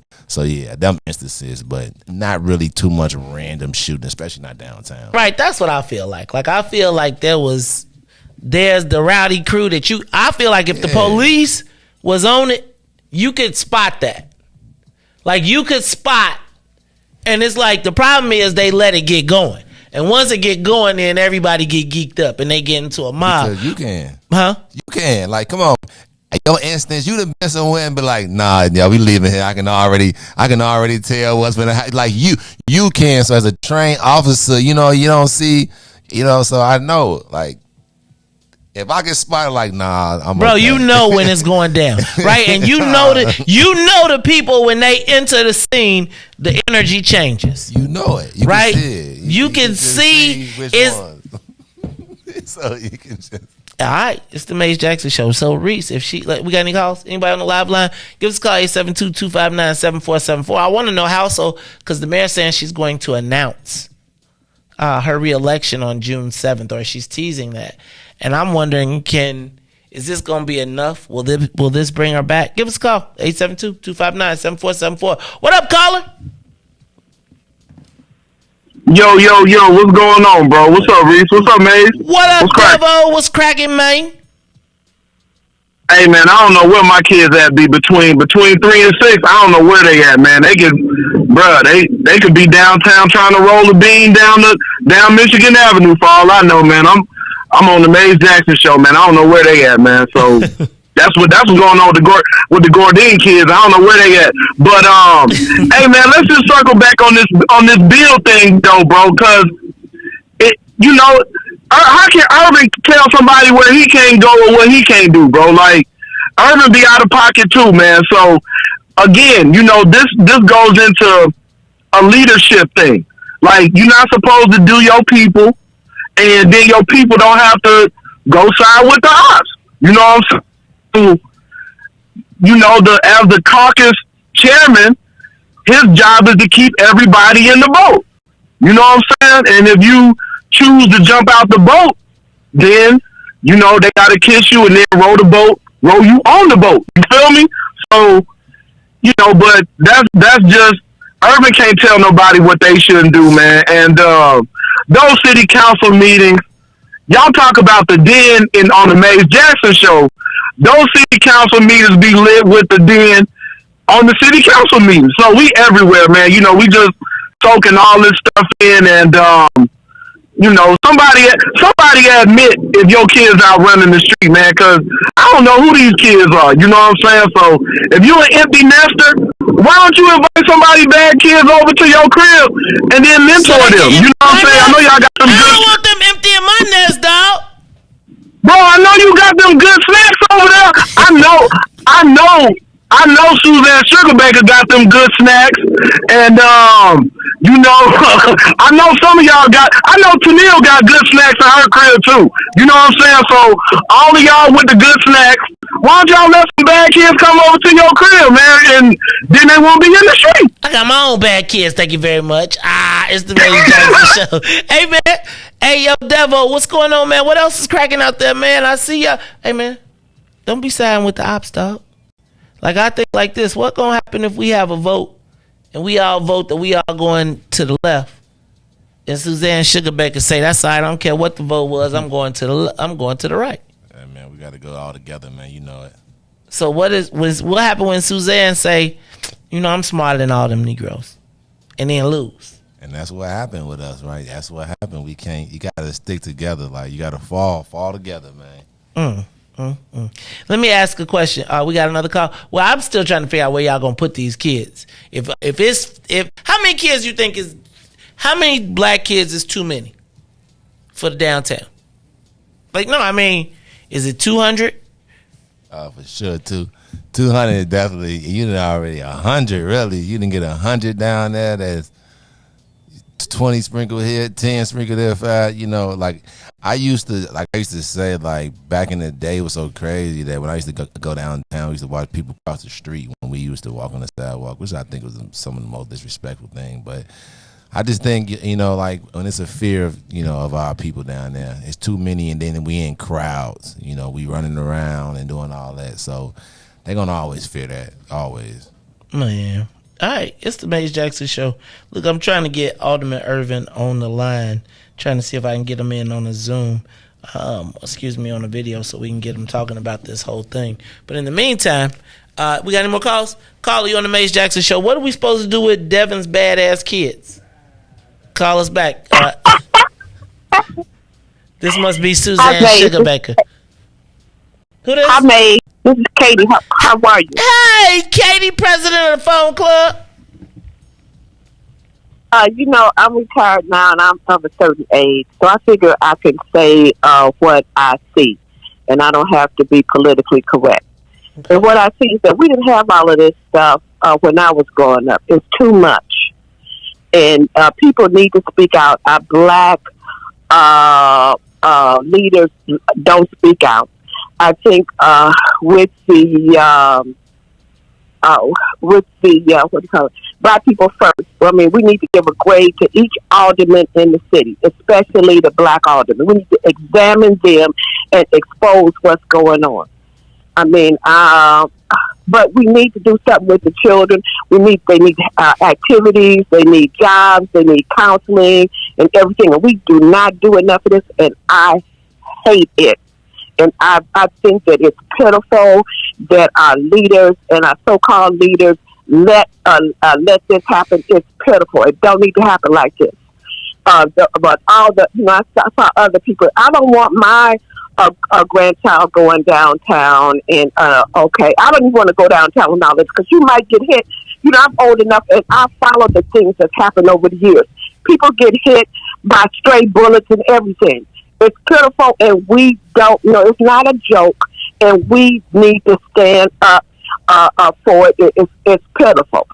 Children need to be. They don't need to be down there raising hell, and we need to have the police and the community and the preachers and everybody be responsible. It's a shame. And our neighborhoods are pitiful. We need to have activities for our children to do.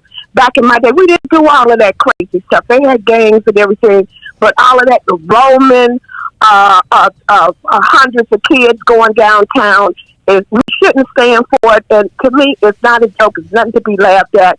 It's horrible.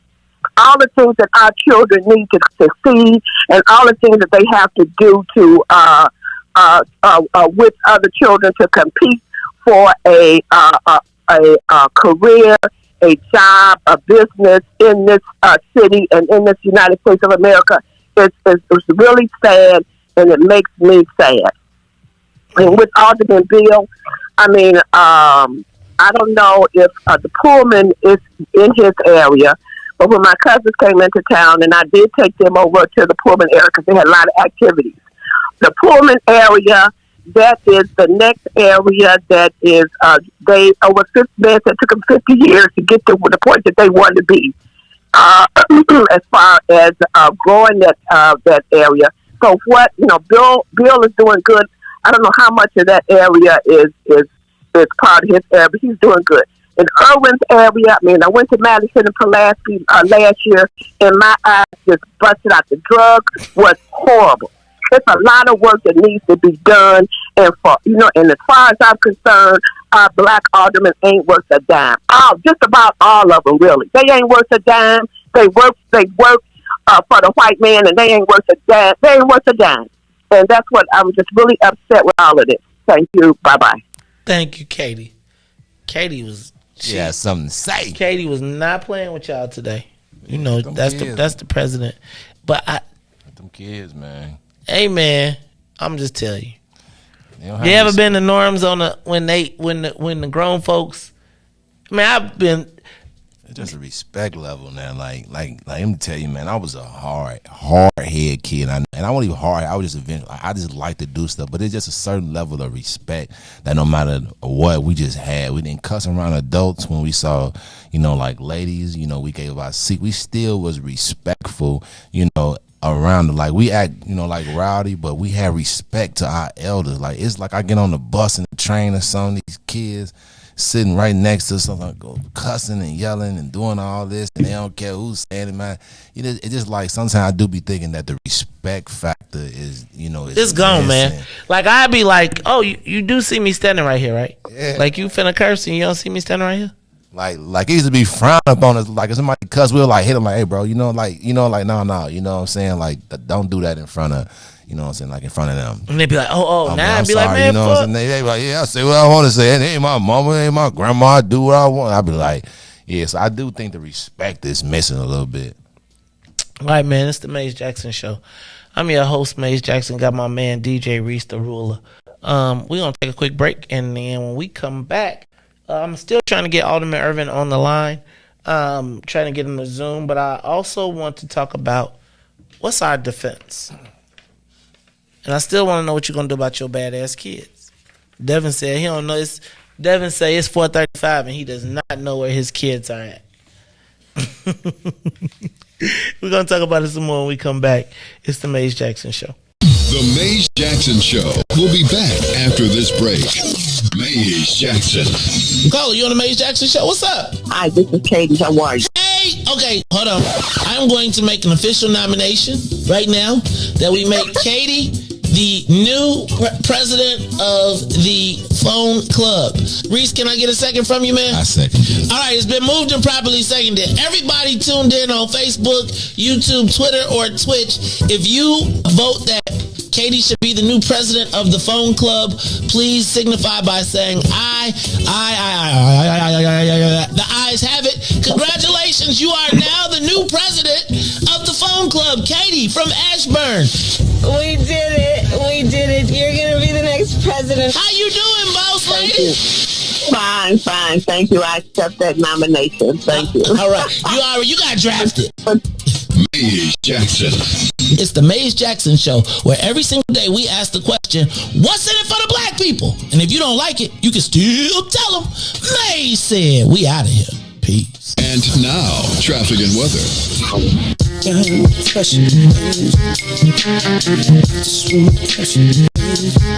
Yeah, man. Ideas, man.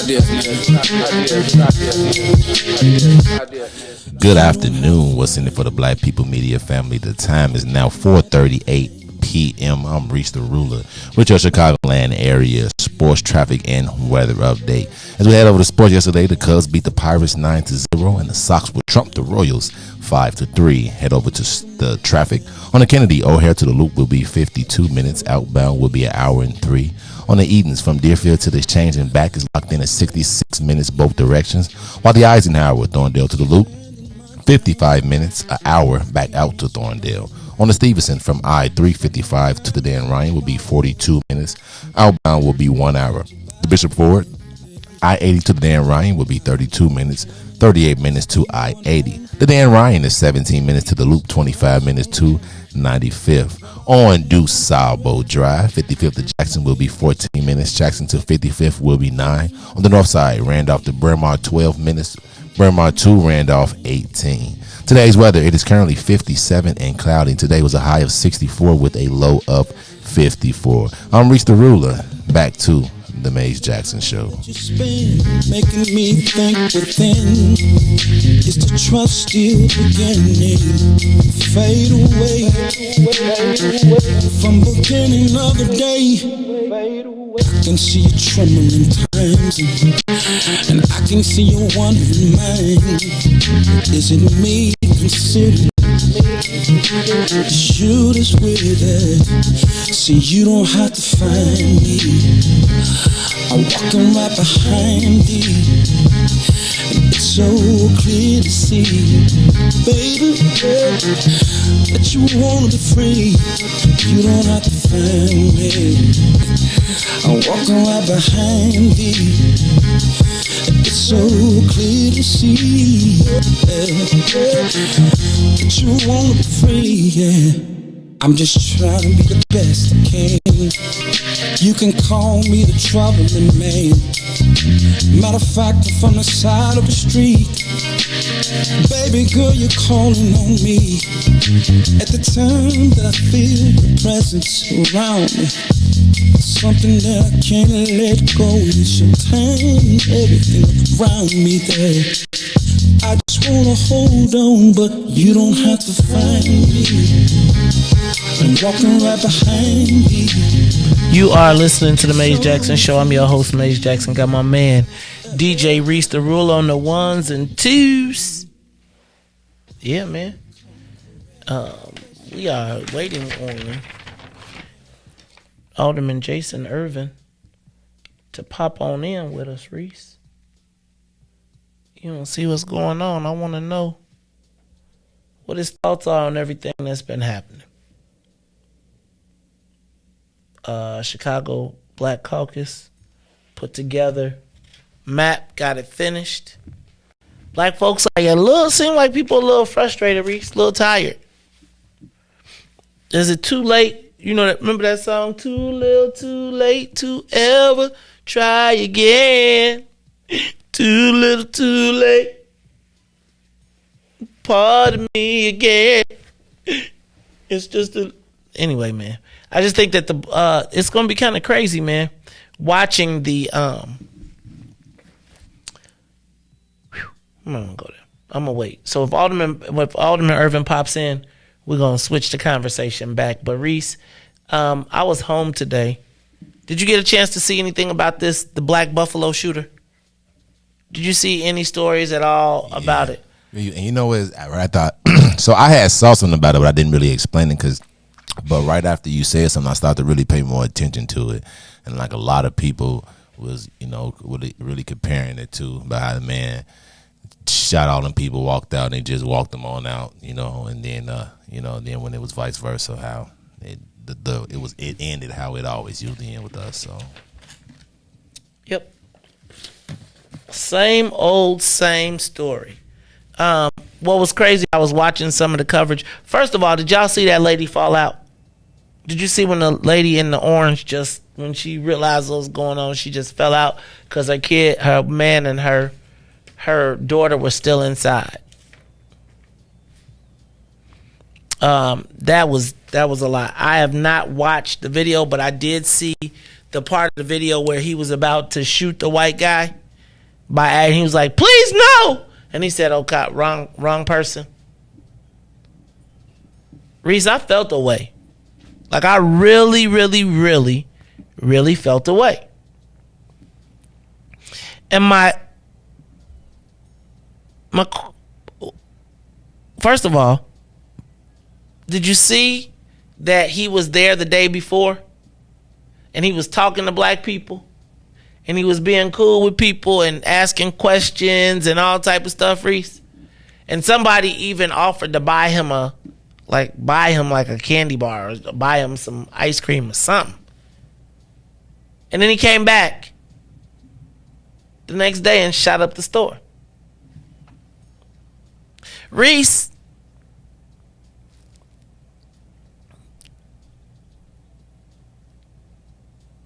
I want to also reiterate, he committed these heinous acts and made it out alive.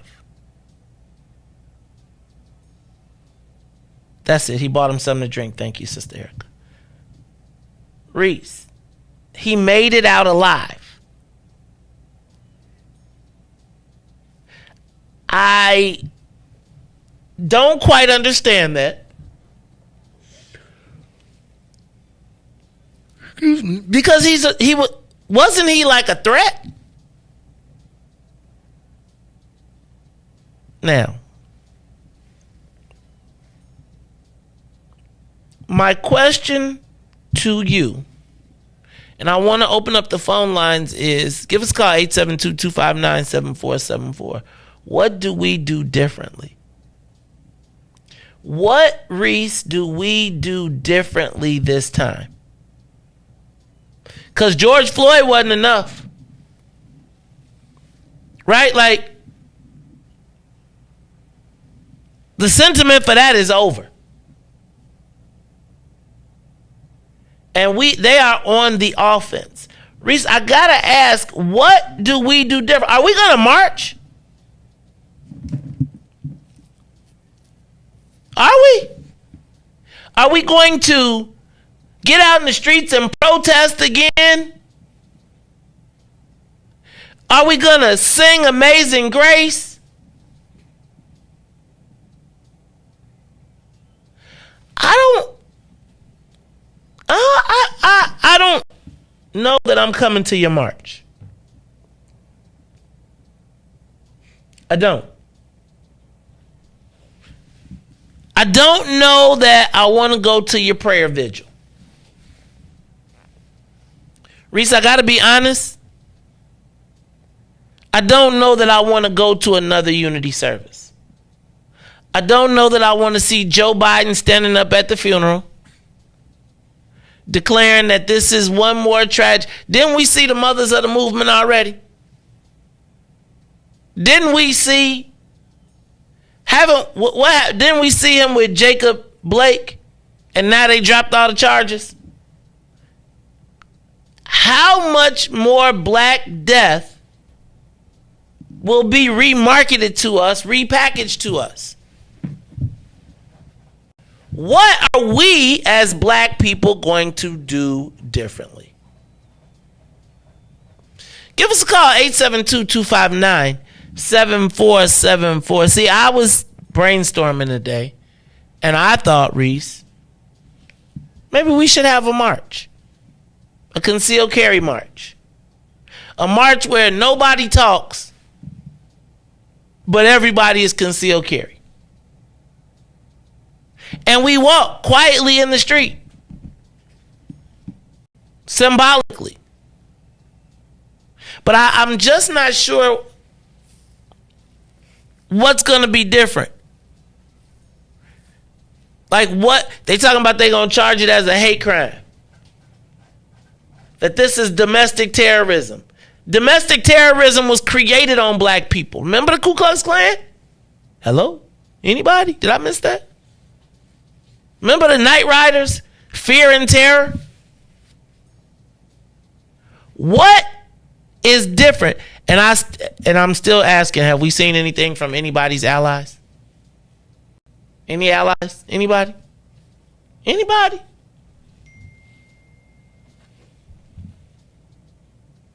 All right, I'm about to give us a call, 872-259-7474. I'm trying to think what we're going to do. What are we going to do different? Give us a call, 872-259-7474. Caller, you on the Mace Jackson Show. Mace, what's happening? This is Ness. Riis, what's cracking? What's up, man? Ness. What's up, Ness? Hey, I'm with you, bro. I'm done with the marches. I'm done with the slow singing and flower bringing. I'm done with the vigils. I'm done with the presidential speeches about what needs to be done. I say we arm up. I'm with the marching on the concealed carry. I think all the brothers and sisters out here tool up. Definitely get your training in. Learn CPI in the event of an emergency if you were involved in an attack.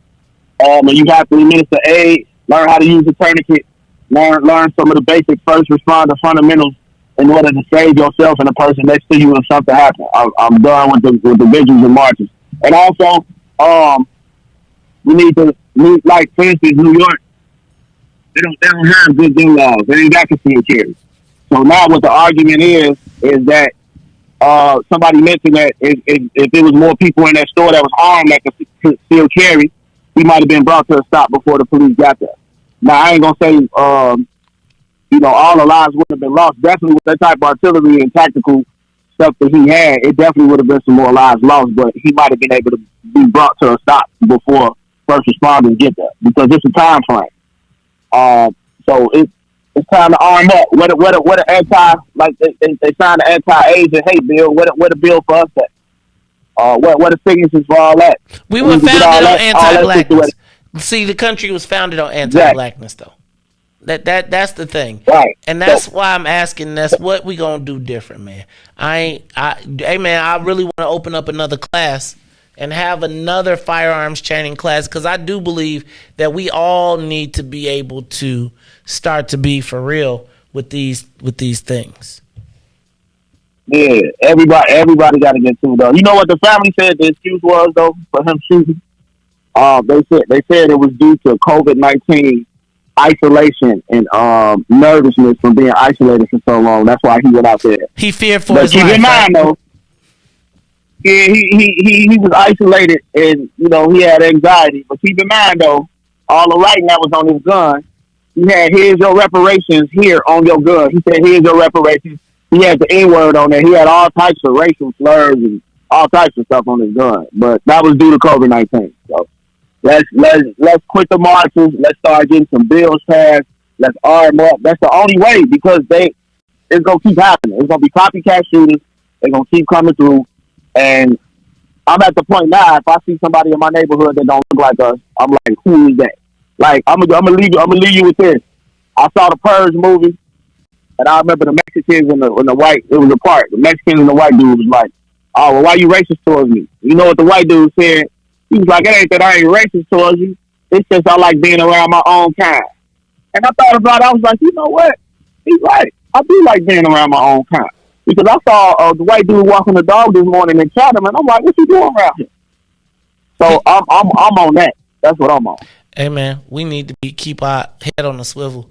It just this thing with this guy makes me really think about that shooting on 75th Street and all of these random shootings where we're saying that.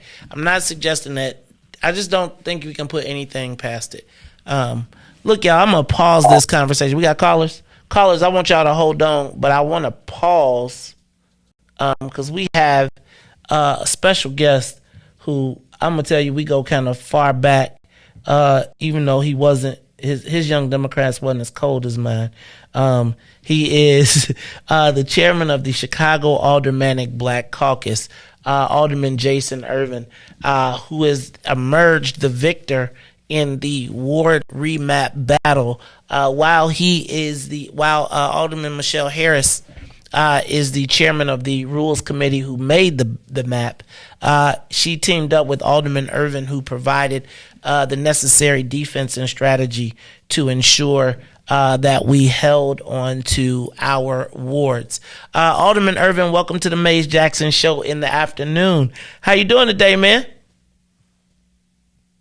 I'm good, man. I see you still stuck back in 1990 something, but I'm gonna let you slide today, brother. What you mean stuck in 19? Oh, you just because the 27th Ward Young Democrats still remain the greatest of all time. It's all good, man. I'm gonna let it go, man. I'm gonna let it go. Alderman Irvin, but it's here we are. Hey, man, we go way back, and Alderman, I gotta tell you, I was at the briefing a few weeks ago. When you were laying out the scenario, and I must say that I thought that the outlook was bleak, that we were headed to a political war that I wasn't sure we were ready for, that Vladimir Villegas was pushing. He was trying to treat us like Ukraine. But you came back and you hit him like the United States power force. Alderman, talk to me about the new ward map that was just approved yesterday. The fight, and let me say, not the fight, but the struggle to get to the votes necessary to pass the map without a referendum, and then what we should expect coming up. Well, as you said, it was definitely a challenge to get members of the other side to see that our position was actually the right position for the benefit of the city in its totality. This is not purely a Black issue or a Latino issue. It's a city issue. We as the Black Caucus have to protect the interests of the Black community at all costs. As you stated, we were preparing for a war. As you say, you prepare for the worst and hope for the best. And that's exactly what happened once the people saw that we were serious.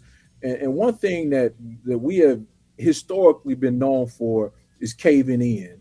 And this is one of those times that, we made ourselves understand that if we caved in, we were caving in on behalf of our community. It wasn't anything personal about us, but it was about representation of the community going forward for the next 3 elections. This is one of those maps that 3 elections we will. Hold on one second, Alderman. Something seems to be going wrong. Hold on one second. Give me a second. Hello? Alderman, can you hear me? Yeah, I can hear you. It looks like you got an echo or some static in your background. Hold on 1 second. Okay. Let's take that.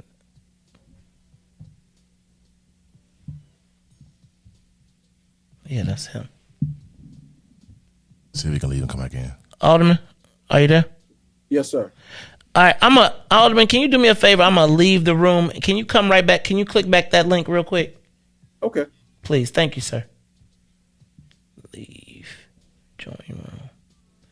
All right, y'all. We are talking to 28th Ward Alderman Jason Irvin. We are talking about what happened yesterday in City Council where they approved the ward map. And Riis, I'm hoping we can get him back because this was getting ready to be a good conversation. It's the Maze Jackson Show. Put the camera on you. Oh, dag.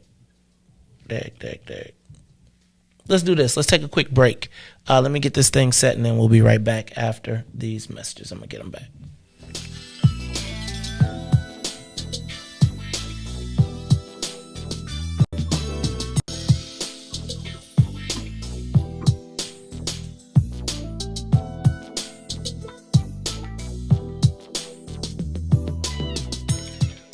The Maze Jackson Show will be back after this break. It's official, West Suburbs and Chicagoland area. The Naperville Soul Fest is back, featuring a live performance by Avery Sunshine and Carl Thomas on Friday, June 3rd, and Kindred the Family Soul, Selena Johnson, and Riis.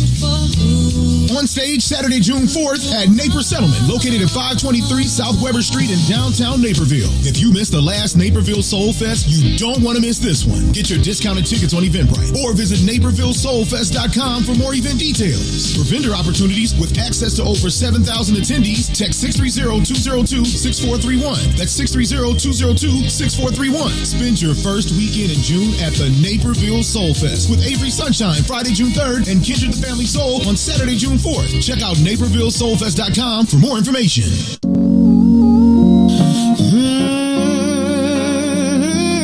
All right, y'all. This is the Maze Jackson Show, and we are back with Chicago Aldermanic Black Caucus Chairman Alderman Jason Irvin.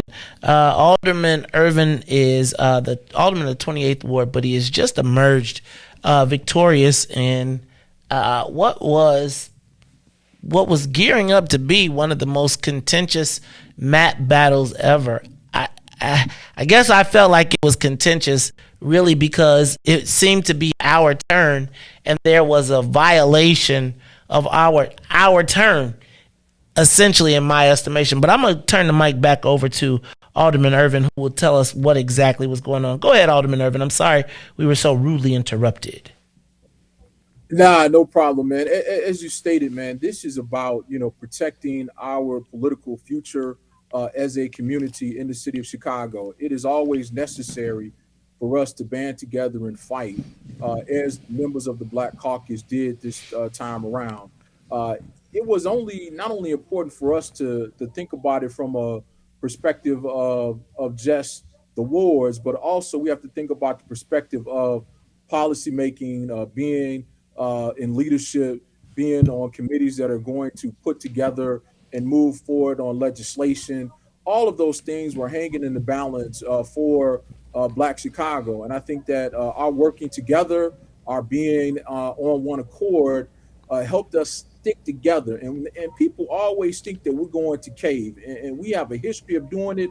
But this time we stuck together and we worked together to create the best scenario for residents of the city of Chicago that live on the south and west sides. Alderman, why do you think it's been so difficult for us essentially to stick together? It's one of the things that I know I'm not popular for saying, but I watch it happen for everybody else. Why has it been such a challenge, and what do you think this means for us going forward? I mean, it's been a challenge. I mean, we've been conditioned to this mindset since slavery. So, this is not just something that we've come across just recently. this is something that has just been done because everyone is always focused on the I instead of the we. This time we had to focus on the we in order for us as a community to survive. Now we started focusing on the I, we probably would have walked out with much less and really did damage to the community overall. While there have been some small individual winners, we had to look at the whole picture. And with that, we understood that we were facing some challenges as we entered into this process with some population shifts and the like. But we also knew that we had something on our side, which is the power of the vote of the Black community. We know that we make up a significant portion of the electoral apparatus of this city, and no one can get off first base without support from the Black community, which is why people court us so hard in all of the electoral politics. And again, we have to maximize the effect of our vote, and we were able to do that this time in this particular battle. Alderman, how can we look forward to using this not newfound, but this time to build? Because we still got a tremendous amount of inequity that's going on in the city. We still have a cannabis industry with no Black participation. We just opened up a casino. I know that they're talking about participation in a variety of ways, but meaningful ownership, I'm not sure we've made it there yet. Alderman, how do we get the Black Caucus to start sticking together on issues to create some more Black wealth? That is our next charge. I mean, as you mentioned, the casino is staring us in the face, and we just yesterday received the host community agreement, and members of the caucus are combing through it to make sure and to see how our folks are going to benefit from this. It's actually located in a ward that's headed by one of the members of the Black Caucus. There were a lot of things in the balance here on this map, and that was one of them. Who was going to control going forward what the playing field was going to look like for the casino? Was it going to end up in the 27th ward, or was it going to end up in another ward? And so this is where us working together collectively to help benefit our community is going to pay off. And we've been very clear about not only economic equity as far as ownership, but as far as procurement, as far as jobs, as far as the executive component of this, and is also in the construction. Based on the moves that we've made over the last year, people are not going to continue to bring us, crumbs and say, hey, here, this is what we have for you, because we have demonstrated that we can and will stop certain pieces of legislation that we don't see the benefit for our community in. And so as we begin to work together and band together, there's no telling what we cannot accomplish. So it's our goal to continue to work on behalf of the residents of our communities and to produce the best results we can for Black folks in this city. Alderman, I would acknowledge that there is a significant amount of skepticism in the Black community as it relates to our outcomes from the Black Caucus. How do we get to a place where we can all start to rebuild I think the Black Caucus as a political operation is starting to build that, or as colleagues, right? I hear you all talk about your colleagues all the time. How do we become colleagues in multi-level in business, politics? How do we rebuild kind of our infrastructure so that there is an ecosystem, a thriving Black political, economic power ecosystem? Well, we have to do that through communication. This was actually one of the first times that we opened the lines of communications amongst the various factions of our community. And when I say that, I mean that the business community was talking to the ministers, who were talking to the political folks, who were talking to the people in the street. We were all kind of talking and working together, because we saw that if we did not, we were going to find ourselves the odd man out in the situation.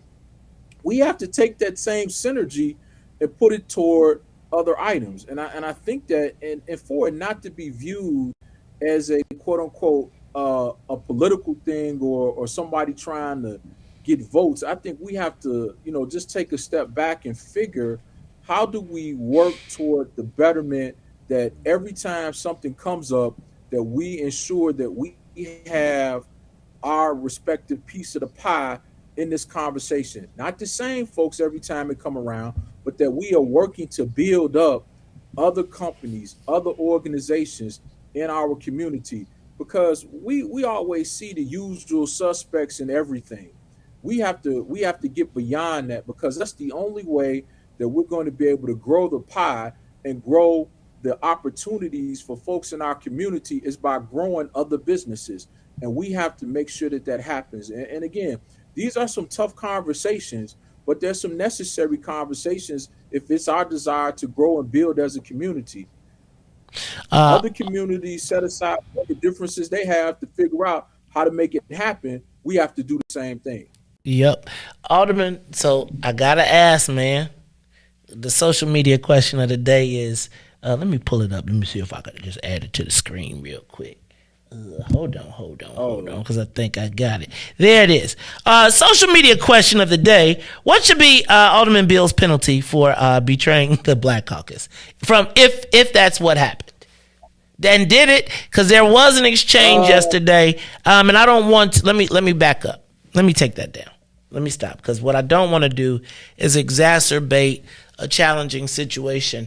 But I do feel like we saw what happened to Vladimir Villegas for his transgressions, right? He kind of got a 1 block, a 3 mile wide, 3 mile long, 1 block wide ward. There's, penalties to play in the game. Talk to me about Alderman Bill, and is there the opportunity to repair his relationship with the Black Caucus, or is that even a thing?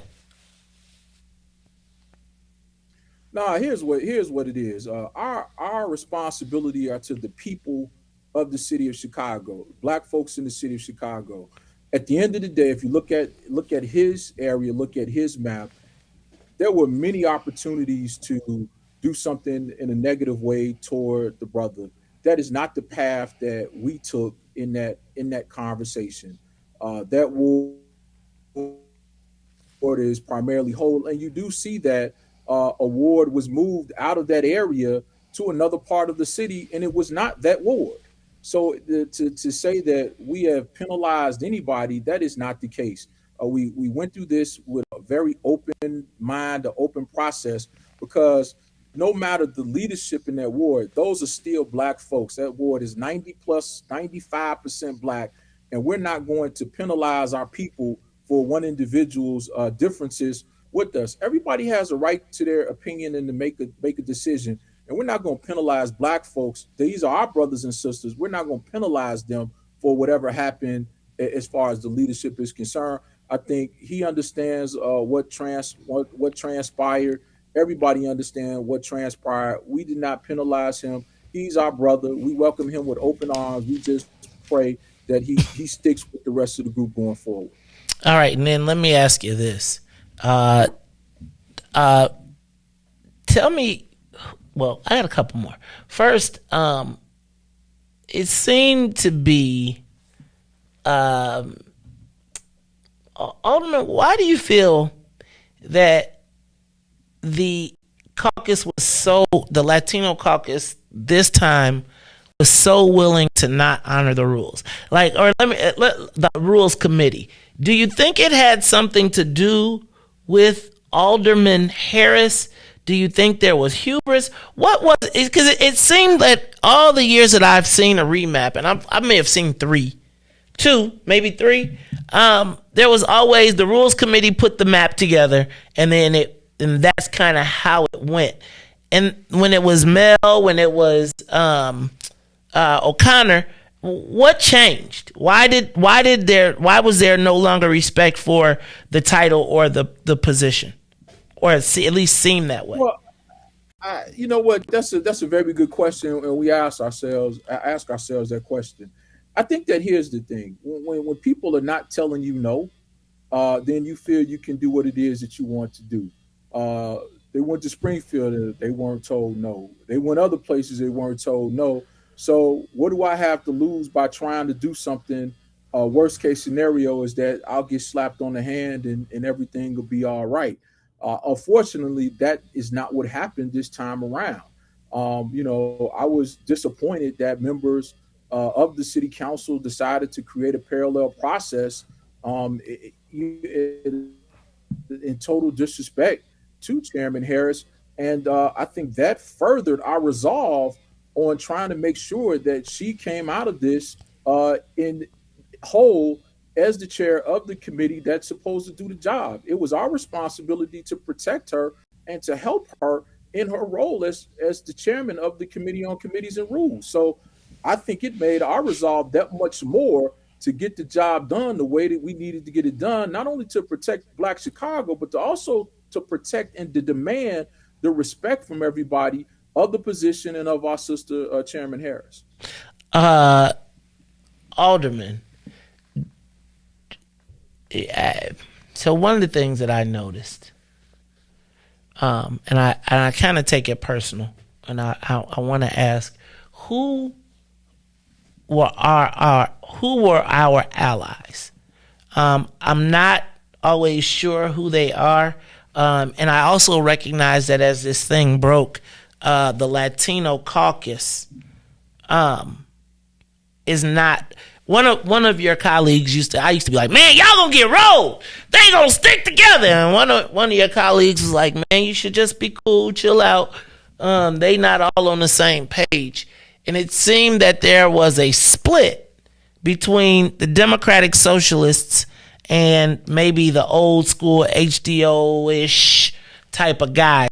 How did it happen? And shout out to Alderman Felix Cordona, who was the first person to kind of break the thing. I'm sure labor probably helped him over the line, but help me understand the factions and kind of how it broke.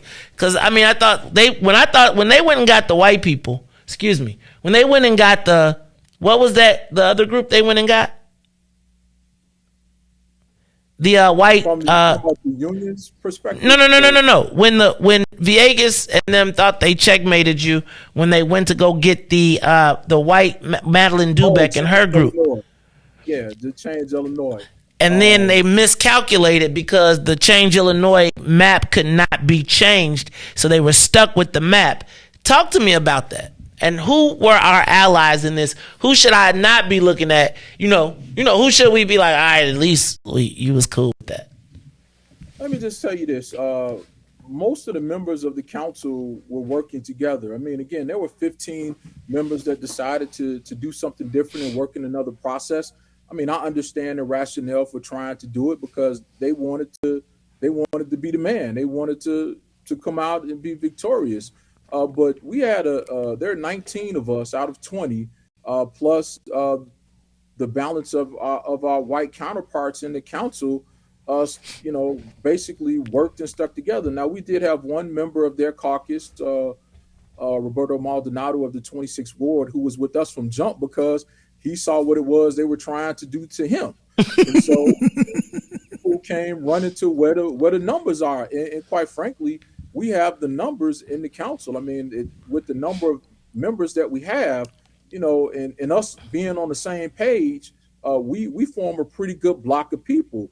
We knew that a map couldn't get passed without us. Now we know we needed some help to get it done, but we knew we could definitely hold everybody up in the process. And I think that people understood that we were working together, sticking together, and maybe it was something that folks hadn't seen before. But we decided that it was necessary for us to stay on the same page because our community's futures were at stake. I mean, it was impossible for us to be squads down from 18 wards down to 14 wards. That was just a slap in our face to say something like that, or even to pretend that it even actually made sense and say it with a straight face when other communities have wards that they can't even win. We tell people all the time, you come in with 2,000 votes in a black ward, you're probably in third or fourth place. But some people are winning wars with those number of votes. So we knew the math was working for us and on our side. It was very clear to us, and that all we had to do was just work, stay together, continue to talk to the other side about the issues and everything that was going on. And again, it wasn't the socialists that broke first. Quite frankly, it was some of the older members, like you said, of the HDO squad that somewhat broke first because they see the writing on the wall. They understand how to count and want to make sure that they protect their communities just like we want to protect our communities. So you mentioned the HDO component. I gotta just touch it. Alderman, I feel like there was part of this thing I started. I know you don't take it personal, but I kind of started to take it personal when I watched kind of the playbook being run, and I felt like a chunk of HDO was trying to use some of the old tactics of divide, conquer, and attack some tactics of bullying and negative media. Is there any consequence for that? Like I just feel like that. Let me back up. Should we be expecting to see the rise of them again as it relates to challenging the Black Power? And are we the man now in City Council? Let me say this. I think that there are some differences in that community, just as there are some differences in our community on the side of progressive versus regular democratic politics. However, we looked at a much bigger picture, and I think that after this, they too will look at a much bigger picture. It is not something that we can stand back and beat our chest over. We must continue to work together, organize ourselves, and talk as we did earlier about how do we expand the pie, create more capacity for our businesses, create more employment for our citizens, and work toward building a stronger infrastructure that's going to take care of our community. We should not have to continue to rely on other folks to take care of us. We have all the wherewithal, all the ability to take care of ourselves. We just need to communicate, work together, and not try to cut each other out in any processes and any things that we go after. All right, Alderman, is there anything else that you want our audience to know? And how can we continue? How do people who want to be involved politically start to get involved in their local organization? And then I'll give you an opportunity to close. Oh, and first of all, let me say what's up to Madam Treasurer and the real queen of the house. What you cook for breakfast today, man? I took my wife for breakfast this morning, so we said. I'm talking about the baby, dog. The baby, she on automatic, man. She get ready to go to school, and she does her thing. She gets her little croissant and strawberries, and she's on her way to school. So, but she's getting out of school fairly soon. She's actually graduating from kindergarten, and it goes excited. Fast, man. Oh man, who you telling, man? We were just dropping her off, and now, she getting ready to put on a cap and gown. So, but we think about, and a lot of times, having kids kind of helps you to think about the future, because it's not necessarily about you. It's about leaving a legacy and leaving something for them to be able to have a head start and have something in life. So I think it's helpful that we're able to do this, because if we cave, if we don't do right, then we don't leave anything for the next generation. We see what's happening out here in the streets because we haven't done what we're supposed to do as far as helping to take care of our young people. Everything that's happening is a result of our errors or inefficiencies on making it right for them. So we got some work to do. This is not a time to rest on our laurels. We have to continue to work, because we got to create a better situation for our young people so that they can have something to look up to, something to respect, and something to look forward to. All right, y'all. That is Chairman of the Chicago Aldermanic Black Caucus, as well as 28th Ward Alderman Jason Irvin. He has emerged victorious, leading the troops together. Alderman, I was thinking about every time the vote comes around for who's going to be the chairman of the Black Caucus, people are like, I don't want it. Nope. And here you have gotten in some of the most contentious times, and it's great to see you emerge victorious. Now we need some cannabis and we need some gaming, man. We cannot let this city be rebuilt all over again without us getting a piece. So I appreciate this, and I'm looking forward to you all continuing to assert. And hold our feet to the fire on these things, because it is always always helpful to make sure that we are doing the people's business. And, sometimes it's possible that we may not see everything, but I think brothers like yourself that are out here, in this struggle, trying to help in your various ways to help keep us with the right information so that we can help make informed decisions, because all this stuff impacts our community and nobody's going to look out for us but us. So we got to make sure we all stay together on the same page. All right, y'all. That is the alderman of the 28th Ward, Chicago Aldermanic Black Caucus Chairman. His wife is the treasurer of our wonderful city, Treasurer Melissa Conyers-Irvin, and both of them got a beautiful baby daughter. Hey, we appreciate you coming on, and can we try to figure out if there's a way we can get you on a little bit more regularly so we can start to tighten up this relationship with us in the community? Because I've been spending a lot of time reflecting, and I want to start building up some stuff instead of breaking it up, because I think I want people to live and experience the best stuff of Chicago as compared to always just being mad. So look forward to talking to you some more. No, I appreciate the offer, and we'll definitely look forward to coming back. Again, work with us, keep us honest, but work with us so that we can help better Chicago for our community. All right, y'all. That is the Alderman, Jason Irvin. Alderman, we'll talk to you next time. This is the Maze Jackson Show. I'm your host, Maze Jackson. Look, y'all. All right, let's open up the phone lines. Give us a call, 872-259-7474. I know y'all was probably cursing. Was they cursing them out in the comments? Because you know how they be sometimes. The den be snapping off. I'm just saying, y'all, I'm happy they stuck together. I'm happy that they stuck together. I'm going to do this real quick. I want y'all to give us a call. Let me know what you thought about Alderman Irvin. But then I want to get back to our black defense. What are we going to do to defend ourselves? But Riis, here's what I need to do, because I've been going a little bit long, and I missed my moment. So I'm going to go to the washroom real quick. You're going to take a quick break, and we'll be back. We'll let everybody take a look. Maybe they can watch the boats coming through on the when the boats come through. All right, it's the Maze Jackson Show. We'll be back after these messages. The Maze Jackson Show will be back after this break. Maze Jackson. Uh-oh, what's in it for the black people? I want to know, is there an offensive black people list? Who manages it, and do black people have to honor it? Maze. You're Uncle Tom. That's why you're an offensive. And the reason why you're Uncle Tom is the real story of Uncle Tom. How he worked for his freedom, and then the slave master reneged on him and wouldn't let him get his freedom. So you know what he did? He left. You're messing with the church's money. You were smart enough to work your way off, so you offended the white folks, and then you offended the black folks because your ass left, and because they wouldn't. And who manages the left is both black folks and white folks. And if you see in that situation, the black folks is just as mad as the white slave owner that Uncle Tom left. What happens if you say that and someone gets offended? You ran off the plantation, brother. That's why you're offensive. That's all I got, brother. Keep being offensive. Thank you. Maze Jackson.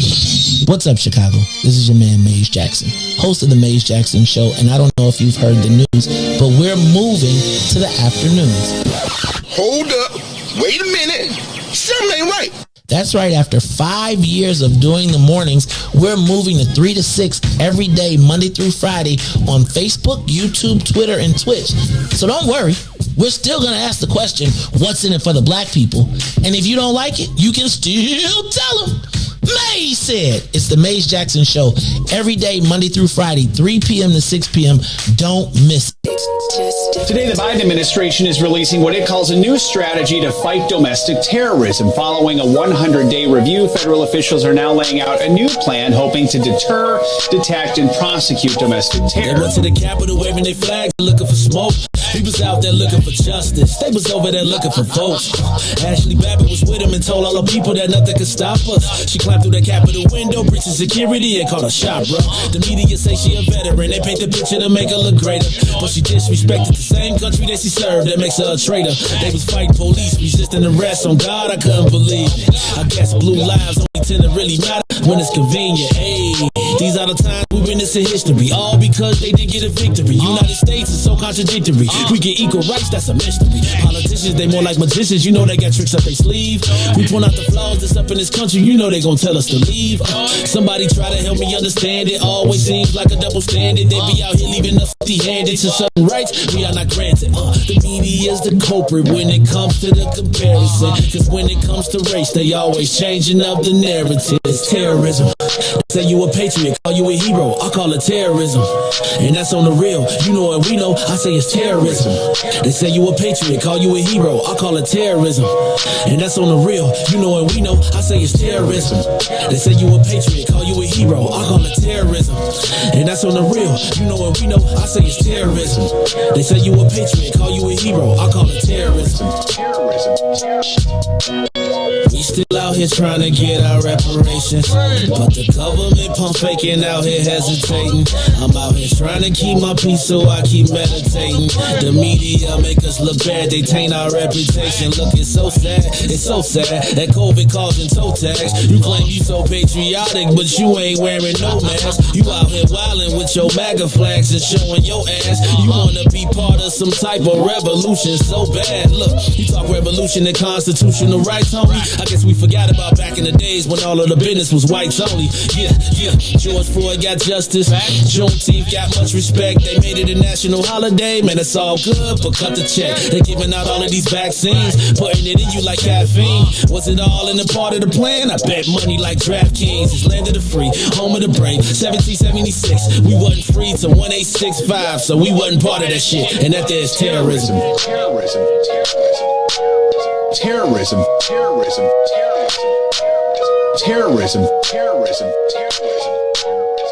Yep. Good afternoon, Chicago. It is 5:26 in the evening on what is today? The 7th. What is it, Riis? The 17th? Tuesday, May 17th, man. Second day in the afternoons. We just got through talking to 28th Ward Alderman Jason Irvin. Curious to know what your thoughts were. Give us a call, 872-259-7474. Did you believe him? I know Devin was like, man, he can't tell nobody nothing.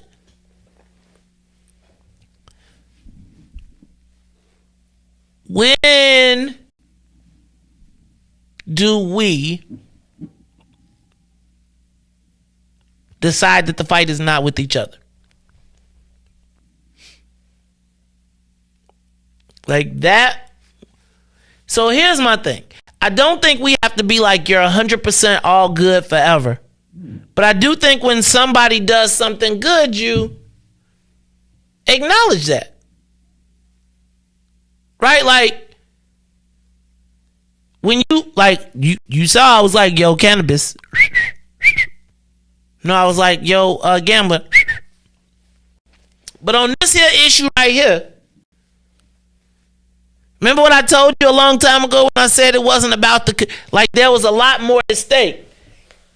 Part of the reason they wanted the casino to go somewhere else because they did not want the ninjas to be the ones that's trying to chop it up. I'm not sure that they're already there. But I gotta ask you, do you give this? I don't know how you get people to do what you want if you whoop them for doing what you want. Unless you wanted us to have less wards, which again, I've always told you, we can't give up the power because by the time, if we give it up, by the time we get a hold of it, we're going to have watered it down and it won't be our time. Right? So now, the key becomes, how do we as a people, who, as I learned from your boy, needs therapy, look at each other without envy, without anger? How do we get over how do we get over cannabis? How do we get over gambling? How do we get over being left out for so many years? By staying left out? or by recognizing that something somewhere is happening. And Riis, it seems to me like we prefer to be mad than win. And I know that feeling because, Riis, that's me sometimes. Riis, I'm the type of dude that'll not eat because you cook, but I'm hungry. Okay. Hurt yourself. We gonna eat, though. Like, we be starving ourselves while everybody else is eating. Okay, don't y'all tell no jokes. I know how y'all do. So my question is, until, and I'm not saying that you got to vote the same way, but until the vote comes up, we got to start somewhere. Look, y'all, it's the Maze Jackson Show. We're going to take a quick break, and then we are going to go back. Riis, we're going to do our 5:30 because people are in the car, so they need their traffic and weather. Right? So I meant to tell you, man, traffic and weather is going to be traffic is definitely going to be important in the afternoons. Right? Because people that tune into us, especially if they listening on Facebook or YouTube, they're going to be like, I ain't nobody tell me how to get home. So, Riis, I'm going to need you to be on top of that. Look, y'all, we're going to take a quick break. And then when we come back, we're going to talk about the black defense plan. This Buffalo, the Buffalo black people shooter. I know we talked about this yesterday, but I feel like I don't think y'all took it seriously enough. I don't think that we have taken it seriously enough. So let's talk about it some more when we come back. It's the Maze Jackson Show. The Maze Jackson Show. We'll be back after this break. Maze Jackson. What's up, Chicago? This is your man, Maze Jackson, host of the Maze Jackson Show. You hear me every single day ask the question, what's in it for the black people? Well, finally, y'all, we've got an answer, and it's called the Black People First Party. Meet us every Saturday from 10 a.m. to 1 p.m. at TP, located at 5401 South Wentworth, Unit 17E. That's in the mall at the 55th and the Dan Ryan. And you join us every Saturday where we are taking our politics black. We'll teach you everything you need to know about the game, from how to collect a petition, to how to knock on a door, to even how to become the next mayor of the city of Chicago. That's right, y'all. It is the Black People First Party. Meet us every Saturday, 10 a.m. to 1 p.m. at TP, located at 5401 South Wentworth in the mall at 55th and the Dan Ryan. And if you don't like it, you can still tell them Maze said. It's a black people thing you wouldn't even understand. Maze Jackson. What's up, Chicago? This is your man, Maze Jackson, host of the Maze Jackson Show. And I don't know if you've heard the news, but we're moving to the afternoons. Hold up. Wait a minute. Something ain't right. That's right. After 5 years of doing the mornings, we're moving to 3 to 6 every day, Monday through Friday, on Facebook, YouTube, Twitter, and Twitch. So don't worry. We're still going to ask the question, what's in it for the black people? And if you don't like it, you can still tell them. Maze said. It's the Maze Jackson Show. Every day, Monday through Friday, 3 p.m. to 6 p.m. Don't miss it. And now, traffic and weather. Yeah. Good morning. What's in it for the Black People Media family? The time is now 5:34 p.m. I'm Riis the Ruler with your Chicagoland area traffic and weather report. As we head over to traffic on the Kennedy O'Hare to the Loop, 41 minutes, 1 hour and 3 minutes back out to O'Hare. On the Edens, Deerfield to the Exchange is 1 hour. Exchange to Deerfield will be an hour and 5. While the Eisenhower, Thorndale to the Loop and back is 48 minutes. On the Stevenson from I-355 to the Dan Ryan will be 42 minutes. Outbound is 1 hour. The Bishop Ford, I-80 to the Dan Ryan, 41 minutes, 43 minutes to I-80. The Dan Ryan is 25 minutes in both directions, while DuSable Drive, 55th to Jackson, will be 16 minutes. Jackson to 55th will be 15. On the north side, Randolph to Bryn Mawr, 15 minutes. Bryn Mawr to Randolph, 17 minutes. Today's weather, it is currently 57 and cloudy. Today will be a high of 64 and a low of 54. I'm Riis the Ruler. Back to the Maze Jackson Show. he already told y'all. He broke it down for you when he made Snowfall. They locked us all up and created whole laws. So send a message like a cold call. Tell them to cut the check. Look, we built this city. We built this city. Back, put this country together and gave him hella aid. Lot of blood, sweat, and tears. Over 400 years. Been punching the clock, but yeah, we still ain't got paid. Look, they paying the immigrants. They pay the Jews. Executive orders, man, they made the rules. I want my 40 acres, you can save the mule. Cause as of right now, we getting played for the fool. Look, for sterilization, Tuskegee experiment, Rosewood, Japanese internment. Come on, was all paid out from the government. We waiting on our turn, we definitely earned it. So make my payment high, high, high, high, high, high, high, high, high. Tell the government to cut them reparations, make them high, high, high, high, high, high, high, high, high. Not no SBA loans, just run the bread, make it high, high, high, high, high, high, high, high, high. Tell the government to cut them reparations, make them high, high, high, high, high, high, high, high, high. Not no stimulus checks, just run the bread, make it high.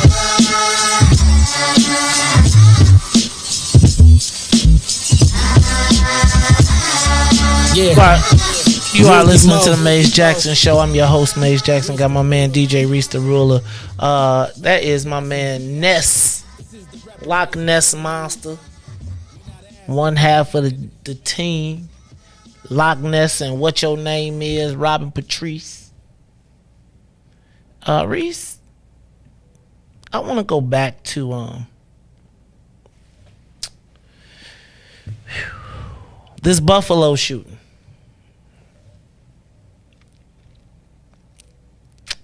I think that I am not for another march. And I really want to know what's going to be different. You know, I was thinking, Erica got me right. She said that the white guy came to our neighborhood. As he was staking out, they bought him a drink. He literally drank from the people that he would kill the next day.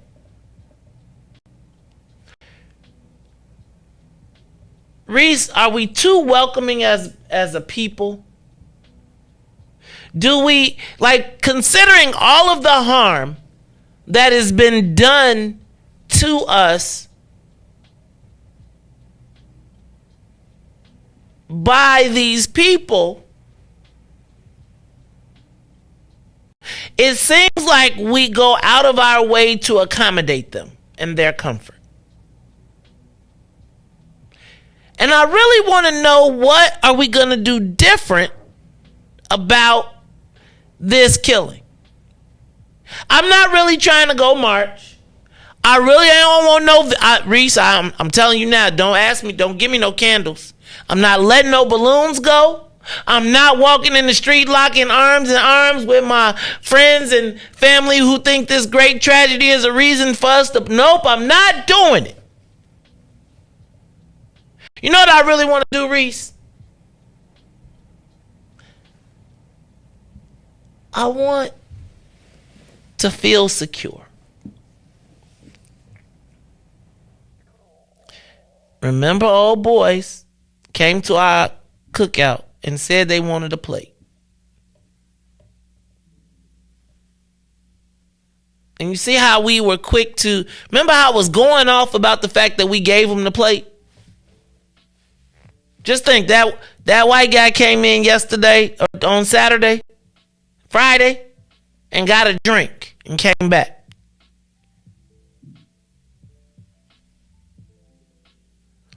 I just don't know that I want to march again. And I do feel like we as black people need to be on high alert.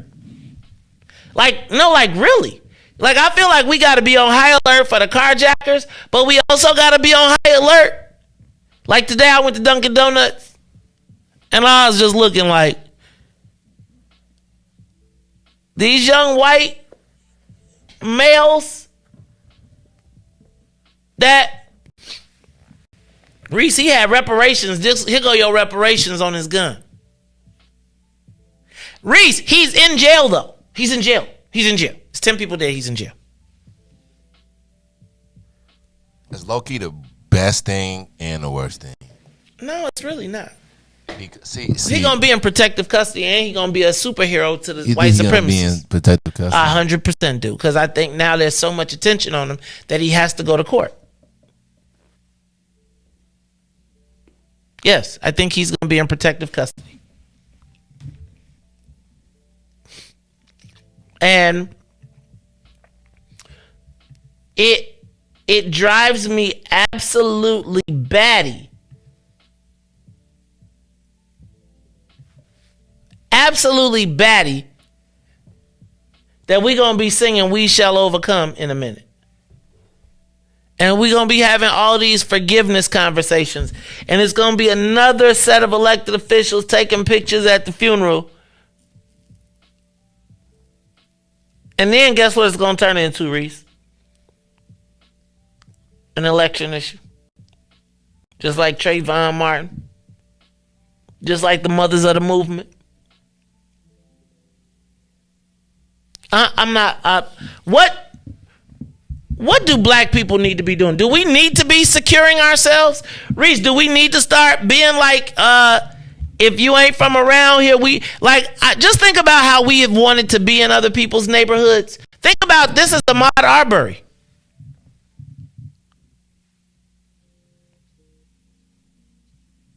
They felt no desire to not stop, check him, search him, and kill him for being in their neighborhood. Now, I'm not in any way, shape, or form suggesting that. But, I mean, you got to think, like, so what am I supposed to think when, I don't want to put nobody on blast, but, like, when they come, you can't come put no Christmas lights up over here. Sorry.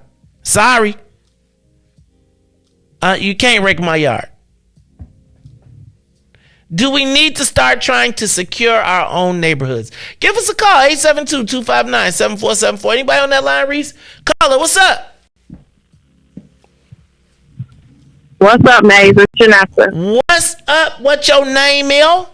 How you feeling today? I'm about to pick me one of them shirts for Friday. Okay. Black people do a lot of these, those, and them. These kids, those kids, them kids, damn kids.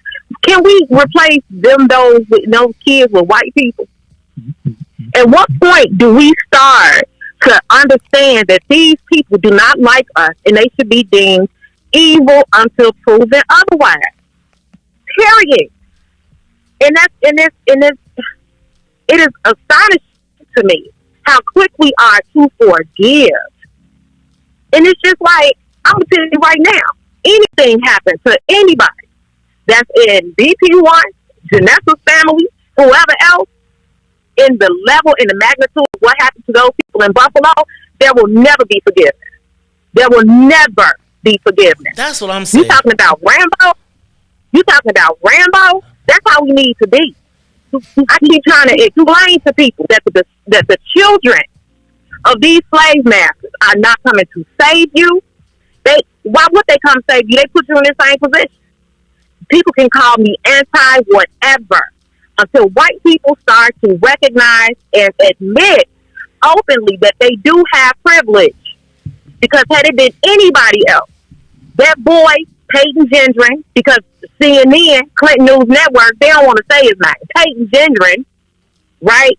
Let's recall that one. And normally when they talk about terrorists, they give him three names. They put his middle name or his middle initial in there.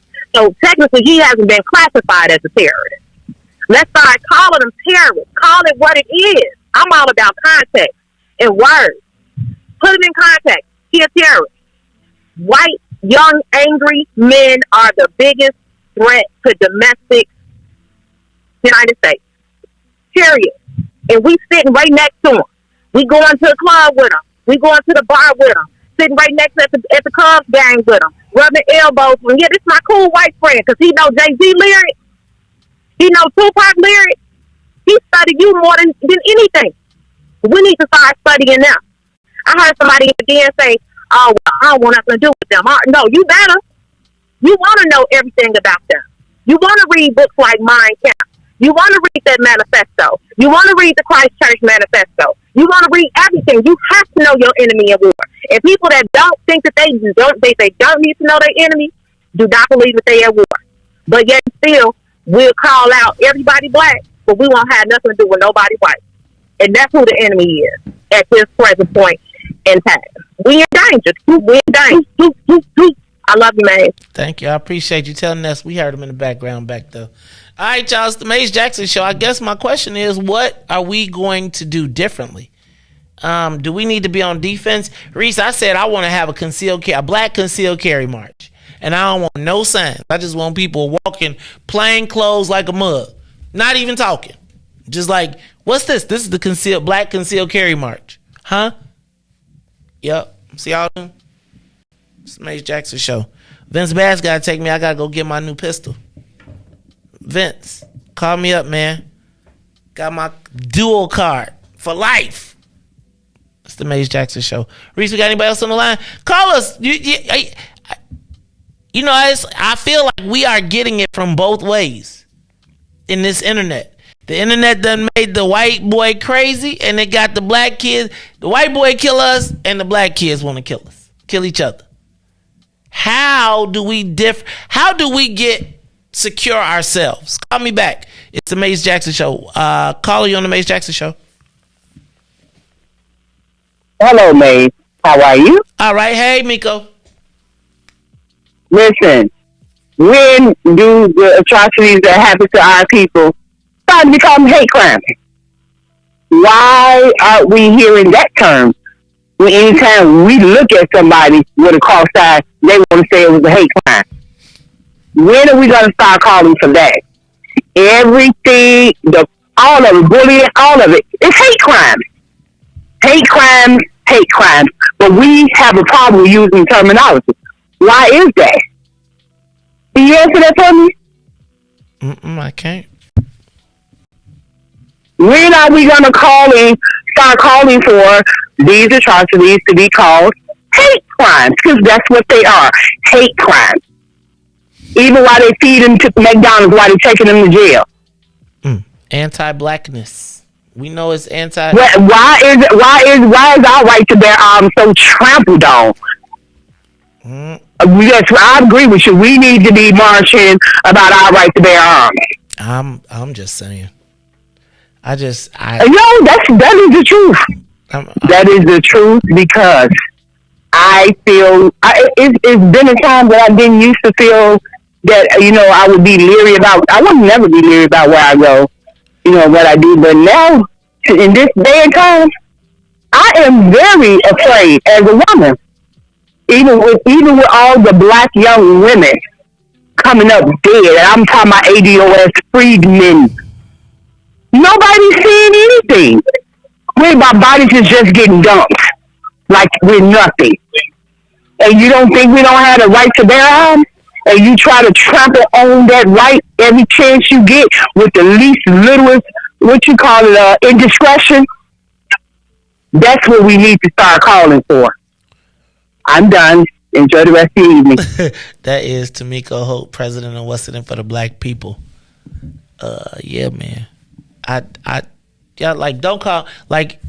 I don't want to see Reverend Nobody standing up talk about, oh Jesus, please forgive them. No.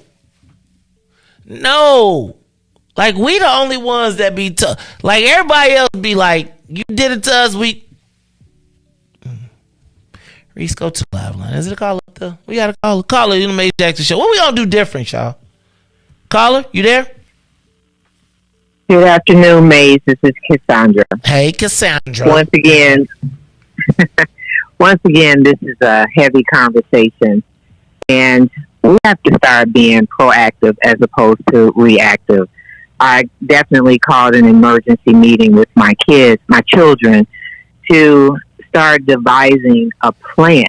And that's what we have to do. We have to have a plan. Every criminal, every burglar, every somebody who want to do us wrong have plans from A to Z. It's only the victims that don't have a plan, right? Even when we have our meetings, we're not carding anybody that comes through the door. We're not taking their license and taking a picture of it. You want to sit in here with us, you're welcome. But we're going to take your picture, your license. We're going to take a picture of it. And if we can't do that, respectfully, you can't enter. We need to start doing that. Just like when you talked about the white guys who wanted a plate, they shouldn't have had a plate. They shouldn't. How dare they think they were entitled to infiltrate our function and they were able to get something to eat and just be bold about it. We don't secure our personal space, and this is what happened. We're so loving kind that we allow people to enter our personal space and then they take us out because we let our guards down. Our guards should always be up. Our head should be on the swivel, especially now. Everybody is counterfeit until proven not, right? So this is something that is an awakening. And then I was on a podcast last night discussing this, and all the black people on there was calling this guy a young man. This young man, no, he's a terrorist. He's a monster. 18, he just realized he was alive. 18, he just realized he was alive. So where did he come from? He came from two parents that groomed this 18-year-old for hate. We don't do that. You know what we do with our kids? What we groom them to? 10 and 2. We groom them to, when you leave the house, we want you to come home the way you left the house. This is how we talk to our kids because we know what's out there. We know that it's danger out there. We know somebody out there want to take their life. So we have to be smarter. Right now, this is a major wake-up call. I'm with you. I'm not burning a candle. I'm not letting go a balloon, not even a dove. I'm going to definitely get myself prepared for what's next. And we all should. And there is a what's next, in my estimation. I don't think this is over. And I just think I just think we gotta be vigilant. Like, I think when you think about churches, and I think those type of places have to start thinking about what, like Riis. You know, you gonna come in here one day and you're gonna be like, sorry. Got a gun in the head, a bun him up. You know, Jay. I already told you gonna come in here and everything gonna be gone. That's not black people. I'm gonna just tell you, man. I just think I'm going to set up another concealed carry class. I just think that we don't have the option not to. Like, if you don't have a firearm owner's ID at a minimum and not able to protect your own castle, they don't have Riis, a majority of the people that he killed were women too. Right? So no women, no children, none of that mattered to him. It was like he saw you as somebody else on that line. Give us a call, 872-259-7474. We're gonna do something different. We're gonna do the same thing. Where the march at? What, y'all got candles? Cause I ain't really feeling none of that. What's up, caller? You on the Mace Jackson Show?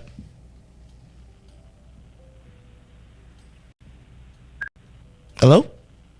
Is there? Yeah, I'm here.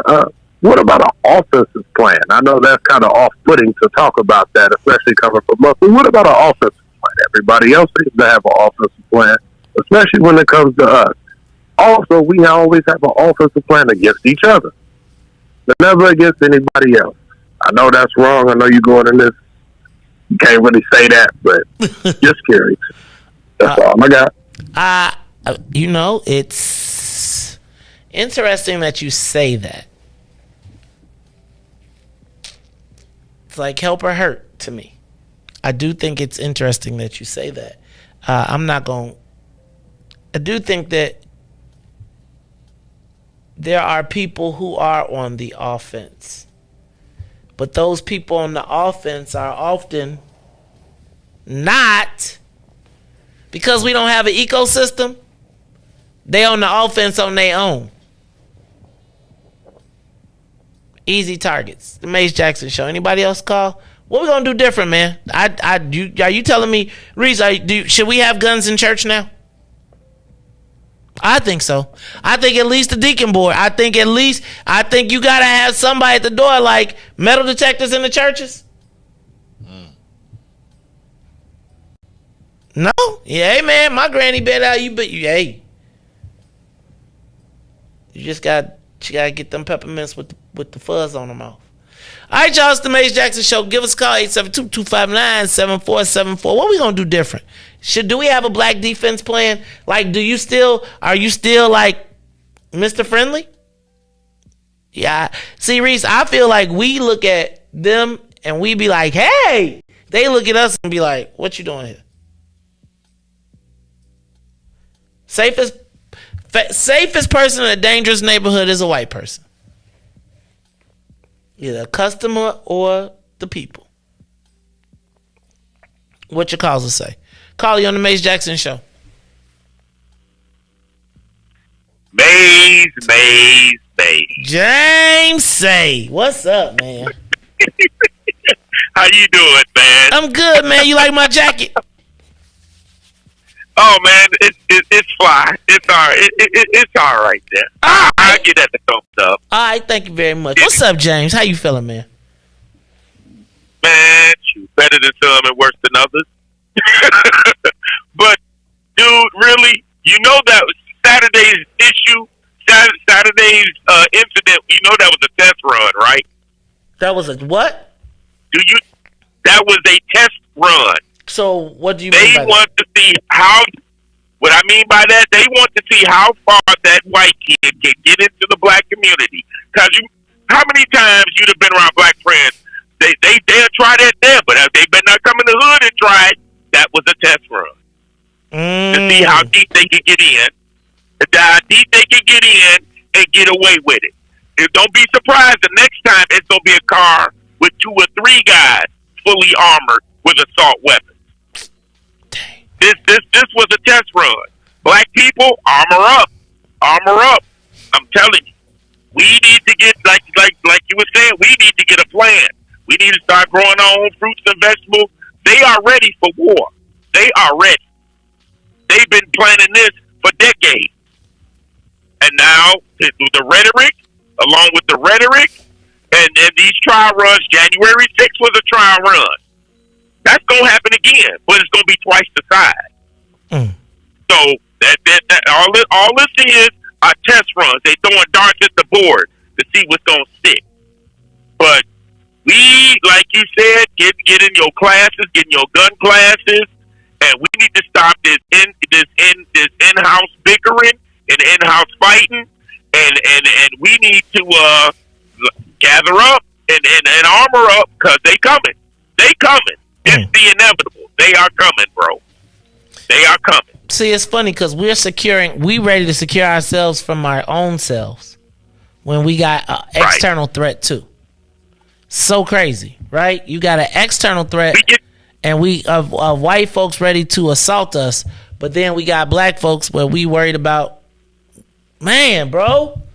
Damned if you do, damned if you don't. Bro. Yes, we are. We certainly getting it from all. Yeah, we getting it from all sides, bro. We getting it from the Latinos. We getting it from the. We already know the whites is coming. Latinos, the Jewish community.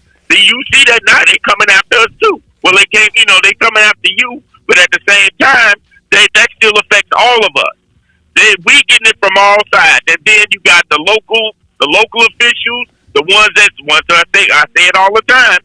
The ones that are in power and able to make some change, scared to lose what they got. We still damned if we do, damned if we don't. But you know what? I'd rather down my feet than down my knees. There it go, man. All right, that is the Maze Jackson Show. That was James Say. We got any more calls on the live line? Caller, give us a call, 872-259-7474. What you got for me? Hi, how are you this evening? Hello? What's your name again, caller? Hi. My name is Wanda Taylor from out west. Hey, Wanda Taylor from out west. West, how are you? I just wanted, the last caller had, I wanted to segue on something. Last year, or right before the pandemic, during the riots, do you remember what happened in North Lawndale between the black and the Latinx factions in our ward? Yep. You remember that? Okay. I want you all to understand he was absolutely right in terms of a test run. But what people keep running up on is our impenetrable, our young people. The reason why the Latinx section of our ward could not cross Kedzie was our black boys.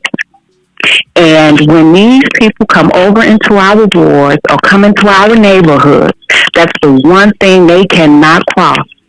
And so I want everybody to listen to what you're saying and be prepared. Everybody's coming for us on every level. But what we have to do as a community is deal with our young people in our army. They are protection like no other. Won't nobody cross those children. Can't cross those children. And they are warriors. And they've been protecting our behinds whether we want to believe or say it or not. I mean, they have protected our behinds. It's a horrible thing what has happened in Buffalo. But that young man would not have never crossed into the neighborhood. Yes, he would go to the grocery stores. Yes, he would go to the churches. But that's where the older people, that's where the folks who are most welcoming. But tell them to come on in the ward. Come on in the neighborhood where those young people are. They'll never do it. Why? That's a good point. Ask them. They can't. And there's a reason for that. And until we as a community understand who and what those children are, we are going to continue this horrible cycle. But that's our protection. And like you said, we need to get a strategic plan, and we need to go grab them little jokers. They downtown scaring the whole state. People in Effingham are scared. For what? They're here. They're warriors. And we need to grab those young people and get it together as a community. And I'm going to leave it alone. But I remember you and how you were outspoken about North Lawndale. I saw the repercussions, what happened to you in your show. I did screen grabs, and I'm going to make sure everybody knows during the election what happened. Because it's not just young white men who are coming for us over here. Everybody needs to know what's happened. And do you know, no one no one understood what happened during the riots in North Lawndale. They covered up and scrubbed, and I just hope one day that you have another show and do a deep dive in what happened and who got money after that happened as well. We need to talk about that. I'm gonna have to you get Riis, get that number, because we can have that conversation.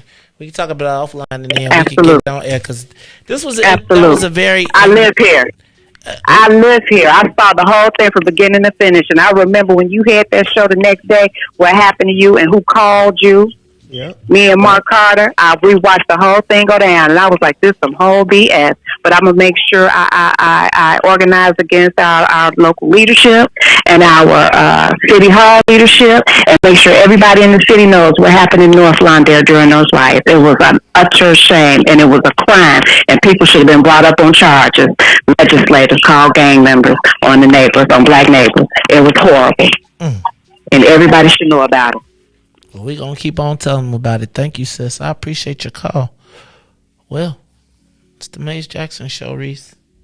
Look like you done sent me a text. What I got to do? We in trouble or something? Oh, that's old girl number. Okay. All right, y'all. It's the Maze Jackson Show. I'm your host, Maze Jackson.